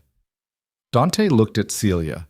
Something passed between them, old, heavy, the specific freight of people who have been in each other's lives in ways that cannot be simply categorized. Not enemies in the clean sense, not anything in a clean sense. Celia, he said. Her eyes moved to him. She saw the blood. Something crossed her face. You need a hospital, she said. Flat, factual. I need 30 seconds, he said. Then you can call whoever you want. She looked at him for a moment. Then she sat down on the floor, cross-legged, with the composure of someone choosing a position rather than being forced into one. It was such an unexpected gesture that it reorganized the room. Sarah, who had been moving to contain her, stopped. The remaining guard, the one who hadn't been in Sarah's first engagement, was against the wall with his weapon down and the expression of a man watching his operational context dissolve and waiting for instructions that were not going to come. Elara looked at him. Put it on the floor. He looked at Celia. She nodded. Once. He put it on the floor. Victor came over the earpiece. Sweeper is on the north side. You have about 4 minutes before he realizes the second elevation shooter isn't responding. We need to move, Sarah said. I know. Elara looked at Dante. Can you stand? Yes, he said, in the voice of a man who intends to stand regardless of the answer. She got her arm under his left shoulder. He got his feet under him. There was a moment of pure physical effort, his jaw locked, a single sharp exhale. And then he was upright, his right hand back against the wound, his weight distributed enough that he was moving rather than being moved. Callan was still in the chair. She hadn't forgotten him. She had been triaging in the only order that made sense. She crossed to him now and worked the zip ties. They were tight, the kind of tight that left marks, and his wrists were raw underneath. And when they came free, he brought his hands to his face and pressed them there for a moment. And she let him have that moment because it cost her nothing, and he clearly needed it. Can you walk? She said. He dropped his hands. His face, under the cut and the pallor, had the expression she'd registered in the brief moment before everything broke open. The stripped-down look of a man who has had his architecture removed. Yes, he said, then walk. She left him to do it and went back to Dante. Celia had not moved from the floor. You're not running, Elara said to her. Not accusatory. An observation. No, Celia said. Why? Celia looked at her hands in her lap. They were steady. I've been running for 20 years, she said. I'm tired. She looked up. And you didn't let me fall. That wasn't sentiment, Elara said. I told you that. I know what you told me. Celia's eyes held something in them that was not softness exactly. Too much had happened for softness. But something adjacent to it, the way scar tissue is adjacent to skin. I also know that the truth and what we tell ourselves about the truth are not always the same thing. She paused. Your mother used to say that. Elara stood with that for a moment. Come, she said. They came out of the building in a configuration that bore no resemblance to any tactical manual. Dante on Elara's left, moving under his own power but using the wall when it was available. Sarah with Matteo in a controlled carry that he was not resisting. Callan behind them, moving stiffly, breathing audibly, keeping himself upright by a combination of adrenaline and something that might have been the first genuine effort of will she had seen from him in 7 years. Celia walking on her own, flanked by nothing, staying inside the group of her own choice. Victor met them at the fence gap with Court and the vehicle running. He looked at Celia. Celia looked at him. She didn't fall, Victor said. Not to anyone in particular. A statement, quiet. The statement of a man updating something. No, Celia said. She didn't.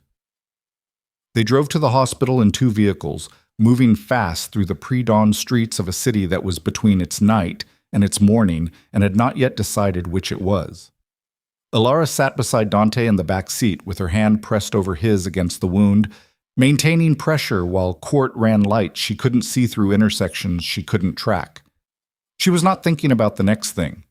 She was thinking about the pressure of her hand and the steadiness of his breathing and the very specific and necessary work of making sure those 2 things remained true for the next 8 minutes. He looked at her once, in the back of that car, with the gray light of the approaching dawn coming through the windows, and his face the color of old paper, and his eyes still sharp. And he said, You held her. Yes, she said. Why? Not challenging, genuinely asking. She thought about it. Because she was right, she said. Not about what she did, but about why she did it. She was invisible in a world she built, and the people she built it for didn't see her. She paused. I know what that feels like. I wasn't going to let someone fall into dark water because they handled it worse than I did. Dante looked at her for another moment. Then he said, Your father would not have done that. I know, she said. I mean it as a compliment. She looked at him. Something in his face, through the pain and the pallor, was doing the thing it had done since the island. The thing she had been thinking about and not naming. She named it now, privately, in the back of the car with the dawn coming and her hand over his. It was recognition. The look of someone seeing a person they have been looking for a long time and not being able to quite believe they found them. "Don't die," she said. "I wasn't planning to," he said. "Good," she said. "Plan harder. Let's." He came out of surgery at 6:47 in the morning.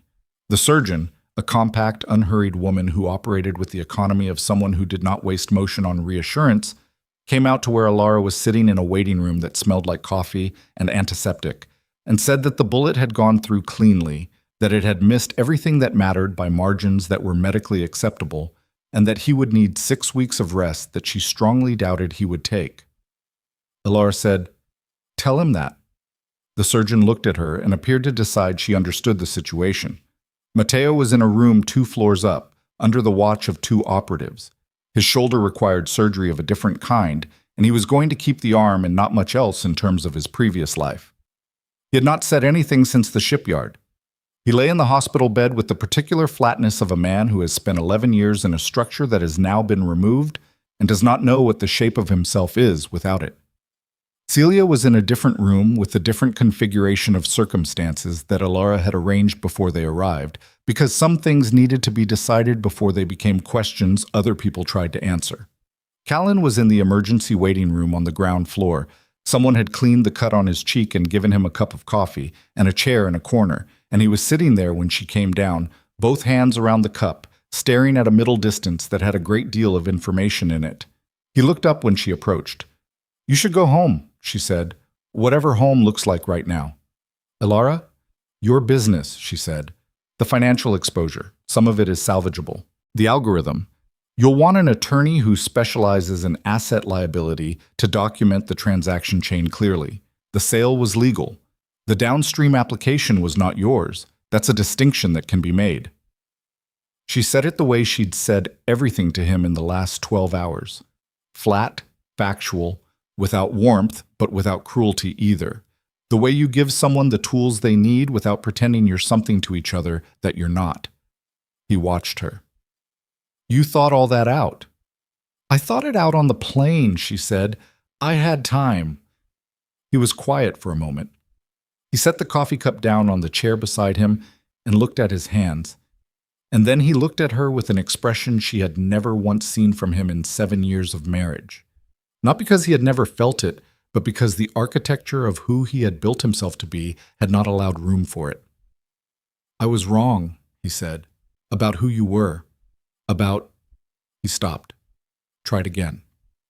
"I looked at you every day for 7 years and I saw something ordinary because it was easier to see something ordinary, because if you were ordinary, I didn't have to look at what that said about me." She stood with that. She thought about the fluorescent light in the courtroom, the clerk's stamp, the way he'd looked at his phone instead of at her, the specific texture of being unseen by someone who is looking directly at you. "I know," she said. "I'm sorry," he said. "I mean that. Not because of last night. Because of all of it." She looked at him for a long moment. Callan Mercer, in a hospital chair at 7 a.m., with a cut on his face and 7 years of misdirected certainty coming apart behind his eyes, and something underneath it that she had not been able to see when she was too close to it. A man who had constructed a version of himself so carefully that there had been no room left for being real inside it. "I know you mean it," she said. "It's enough." She didn't hug him. She didn't extend a hand. She stood there and let the moment be what it was. Not reconciliation, not forgiveness in the formal sense, but the simple acknowledgement that what happened between them had been real and had ended, and that both of them were going to carry it somewhere. It didn't have to be a wound. Then she walked back toward the elevator. Celia's room had 2 chairs. Elara sat in one. Celia sat upright in the bed, declining to lie down in the posture of someone who has spent 20 years not allowing themselves to be horizontal in the presence of other people. Her silver hair was loose now, and she looked older without the composure of deliberate movement. Older and somehow more present, like a person who has put down something very heavy and is feeling the absence of the weight. "The network," Elara said. branch structure, the trafficking operations. I can give you all of it, Celia said. I know you can, Elara said. That's not a question. Celia looked at her. The question, Elara said, is what you want. Celia blinked. Once. The blink of someone not expecting the conversation to go this direction. You've spent 20 years building towards something, Elara said. Not just revenge. You're too intelligent for pure revenge. Revenge doesn't require 20 years of infrastructure and an embedded operative and a financial network sophisticated enough to launder Brandt's operation and fund your own simultaneously. You were building toward control, toward the thing you were denied. She paused. What was it specifically? Celia was quiet for a long time. The table, she said finally. The actual table, where decisions are made. I was never given a seat at it, not by your father, not by anyone before him or after him. I was consulted when it was convenient and dismissed when it wasn't, and I watched men with a fraction of my capability make decisions that affected thousands of people, badly, because no one who understood the consequences was allowed into the room. She looked at her hands. I wanted the room. You burned the room down instead, Elara said. I did, Celia said. I know what that cost. She said it the way people say things they have said to themselves 10,000 times in the dark and have not yet found a way to put down. I know every name. Elara believed her. That was the complicated thing. She believed her, and the belief didn't change what had happened. And those two things had to exist in the same space without resolving each other, because that was how things actually worked when you stripped away the clean architecture of narrative and looked at what was underneath. The table exists, Elara said.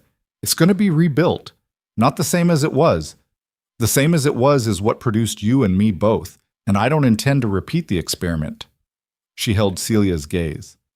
I need someone who knows every component of Brandt's network, every connection, every route, every financial instrument. I need someone who can dismantle it from the inside in a way that leaves nothing viable behind. Celia's eyes changed. That's not mercy, she said, using Elara's own words back to her from the window ledge. No, Elara said. It's the best use of 20 years of knowledge that would otherwise go to waste. She paused. There will be accountability, formal and real. I won't protect you from it, and I won't lie to anyone about what happened. What I can do is make sure that what you built is used to undo what it was built for. Celia looked at the window. The morning light was coming in pale and horizontal, the early light of a city deciding to be a day. She looked at it for a long time. Your father, she said. He would hate this. He might, Elara said. He made his choices. I'm making mine. Celia turned back from the window. All right, she said. Cosimo called from this island at 9 in the morning. He had pulled Matteo's full access history. 11 years of it, every file viewed, every communication routing that had passed through Matteo's hands. The damage was real, and it was significant, and in 3 specific cases it was irreversible. Operations that had been compromised, people who had been exposed, decisions that had been made on the basis of information that Matteo had shaped before it reached Dante's desk. Cosimo read the list in his careful voice without editorial comment. When he finished, Elara said, All right, Cosimo said. What does that mean? It means we know what we're dealing with, she said, which is more than we knew yesterday. Start the documentation.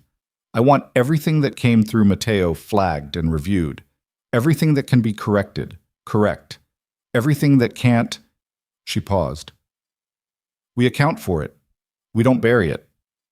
A silence on the line. Donna, Cosimo said. She heard the word differently than she had heard it on the courthouse steps. On the steps, it had been a summons. Here, now, it was something else. A recognition, the specific weight of a word that has been waiting for the right person to carry it. Call me Elara, she said. Yes, Donna, Cosimo said, and she could hear in his voice, very faint, the thing that Adriana's face had done in the entrance hall of the island. The contained emotion of someone who has waited a long time for a specific thing and does not quite trust themselves to handle its arrival without discipline. She ended the call and sat for a moment in the chair outside the room where Dante was sleeping off anesthesia. The corridor was quiet. A nurse moved past without looking at her. The hospital went on being a hospital. The particular hum of a place that exists at the intersection of damage and continuation, where the worst things that happen to people are also the places they come back from. She thought about her mother. She had not let herself think about her mother in many years, not in a direct way. Not the face, not the voice, not the specific memory of small things that are the things you actually lose when you lose someone. She had kept those stored behind a wall that she had built with great care and maintained with great discipline, because looking at them directly had always felt like looking at something that would undo her. She looked at them now. Her mother's hands, dark-haired and quick. The smell of her, something floral, and underneath it something warmer. The way she spoke. In two languages, sometimes in the same sentence, switching without noticing. The way people do when a language is where they actually live, and the other one is for company. The sound of her laughing at something her husband said, full and unguarded. The laugh of someone who had not yet learned what was coming. 7 years old. 7 years, 4 months, and approximately 11 days, as Adriana had said, with the precision of someone who had counted and kept counting. Elara sat in the chair and let herself feel the weight of it without moving away from it, and it was as bad as she'd known it would be, and she stayed in it anyway, because the wall had served its purpose, and its purpose was done. After a while, the weight changed. Not lighter. It didn't get lighter. That was not how it worked. But it settled. Found its place in the architecture of everything she was carrying, which was a great deal, and took its position there, and she understood that she could carry it without it carrying her. She got up and went into Dante's room. He was awake. He had been trying not to be obvious about it, but he was bad at pretending to be asleep, which she filed away as something she would think about at a more appropriate time. His color was better. The monitors beside the bed reported a state of affairs that the surgeon had called acceptable, and acceptable, in context, was excellent. She sat in the chair beside the bed. "Celia," he said.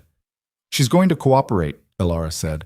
"Full disclosure on the network, branch structure, the trafficking routes, the financial instruments. She'll work with whoever we designate to dismantle it. And after? After is a conversation for when there are people in a room to have it, not just us." He looked at the ceiling. "She killed people I cared about." "I know. And you're asking me to—" "I'm not asking you anything," she said. "I'm telling you what I decided. You can disagree. You can make a different call.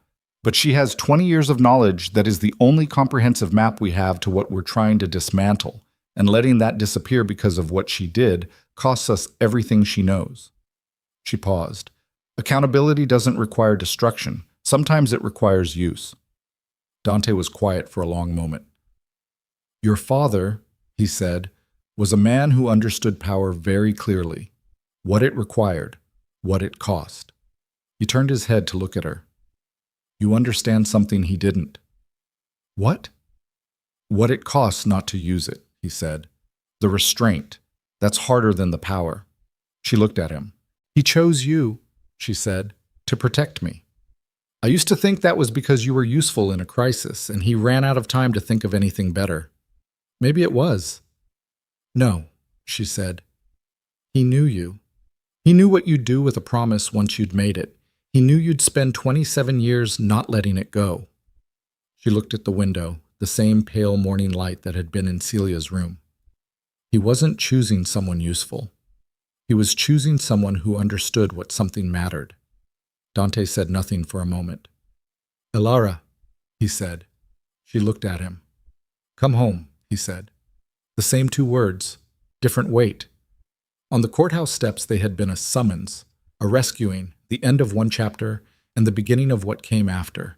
Here, now, in a hospital room at morning, with 20 years of consequences settling around them like silt after a flood, they meant something that didn't have a category yet, but was real. She looked at him. "I am home," she said. 3 months later, the international task force coordinated by 4 governments using intelligence provided through back channels that connected to a woman named Celia cooperating under conditions that were never officially documented. That task force dismantled the Brandt financial network in a single coordinated operation across 9 cities on 3 continents. Georg Brandt was arrested at his home in Geneva at 6 a.m. local time. He sat down in the chair when the officers came through the door with the specific quality of a man who had always known, somewhere in the correctly calibrated part of himself, that the day would arrive. The trafficking operations connected to his network were cut off at 17 different points simultaneously. It was not clean. Nothing like this is ever clean. There are always threads that escape. There's always something that gets through. But the infrastructure was gone, and infrastructure is what endures when everything else collapses. And without it, what remained was a collection of isolated operations that could be handled by the organizations that had always been handling them.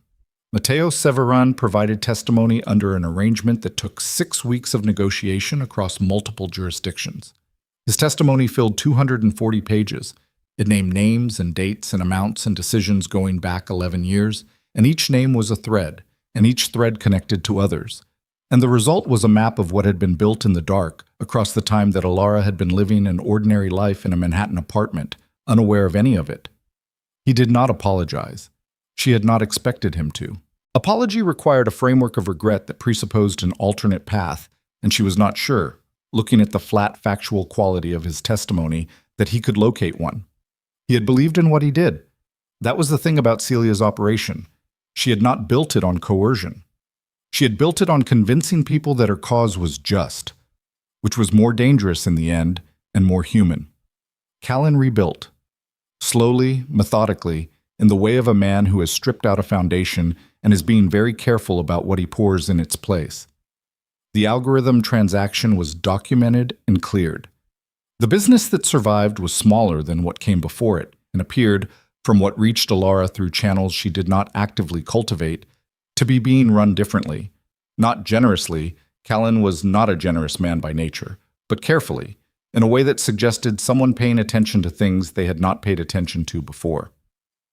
He sent one message, 4 months after the shipyard. A text, brief, no preamble. It said, "I heard about the network. I'm glad you're okay. I won't bother you again." She read it twice. She did not respond.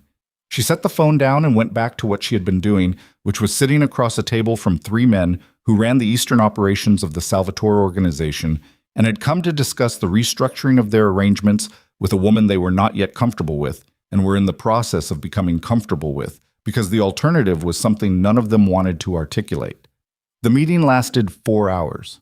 At the end of it, one of the 3 men, the oldest, a heavy-set Sicilian named Enzo, who had been doing business in this world since before Elara was born, looked at her across the table and said, in the particular tone of someone making a statement that is also a closing argument, "Your father would be satisfied."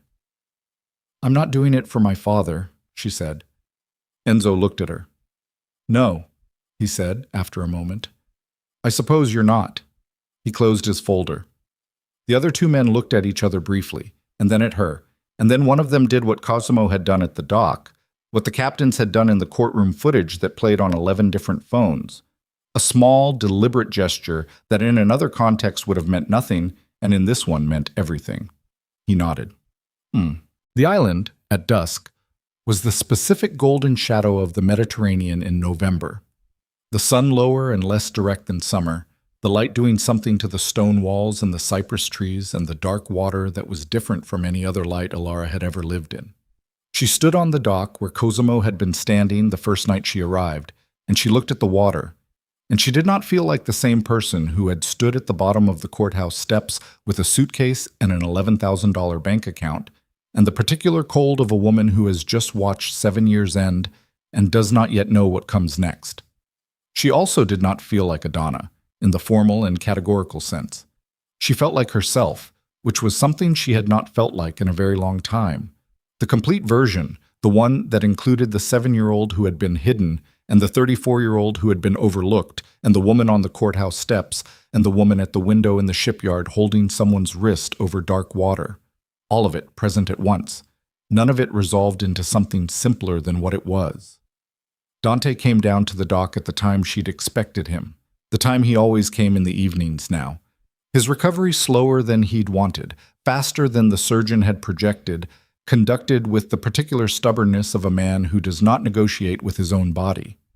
He still moved carefully, the right side of his chest still informing his posture, but the careful movement had the quality of accommodation rather than limitation. He stood beside her. They looked at the water. Celia's contact in Brussels confirmed the last 3 routes, he said. The task force is moving on them next week. Good, she said. She asked, he paused. She asked if you'd speak to her again, when this part is done. Elara considered that. Yes, she said, when this part is done. He was quiet for a moment. The water moved. Somewhere above them on the island, a light came on in the north wing, and then one in the courtyard, the island settling into its evening configuration. I found something, Dante said. In my father's documents.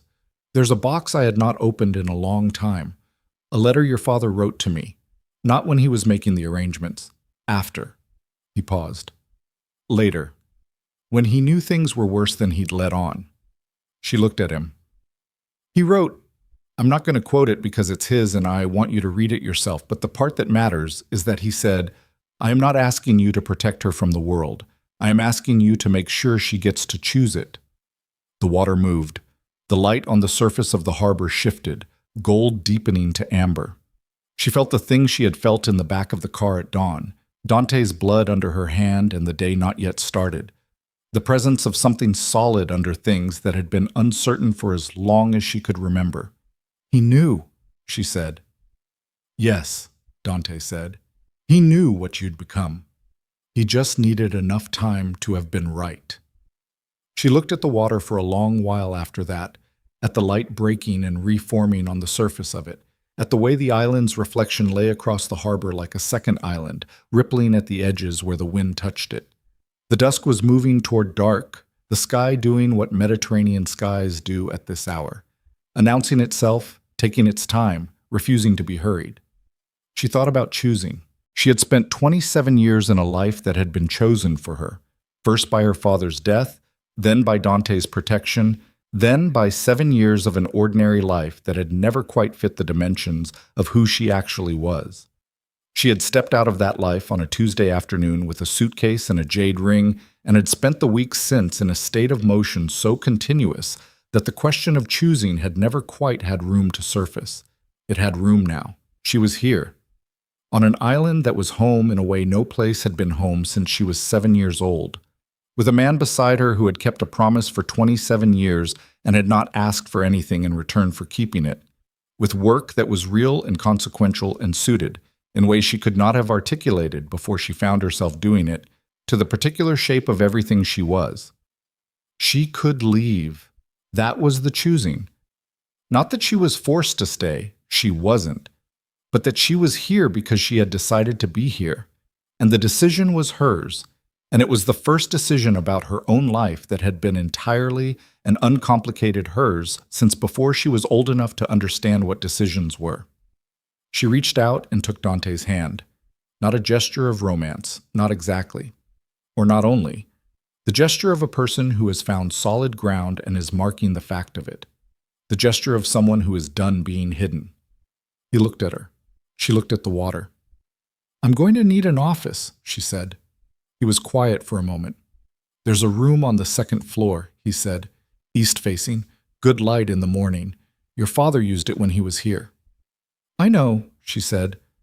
I want a different one. He looked at her. She could feel him understanding what she meant. Not a different room from that room specifically, but a different room from every room that had already been shaped by someone else's occupation, someone else's habits and history and ways of being in a space. Her own room, her own walls, her own light. There's a room in the north wing, he said after a moment. It hasn't been used in years. It faces the water. That one, she said. The night came down over the island the way nights come down in that part of the world. Completely, without apology. The dark arriving not as the absence of day, but as a thing in its own right, with its own weight and character and specific smell of salt and stone and the far cold breath of open water. She stood on the dock until the last of the light was gone.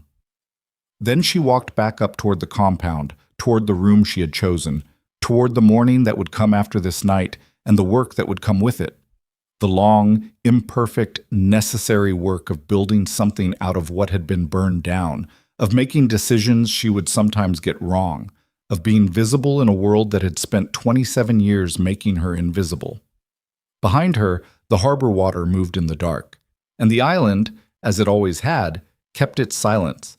Not the silence of absence, but the silence of something very old that has been waiting a very long time for the right person to finally come home and open the door.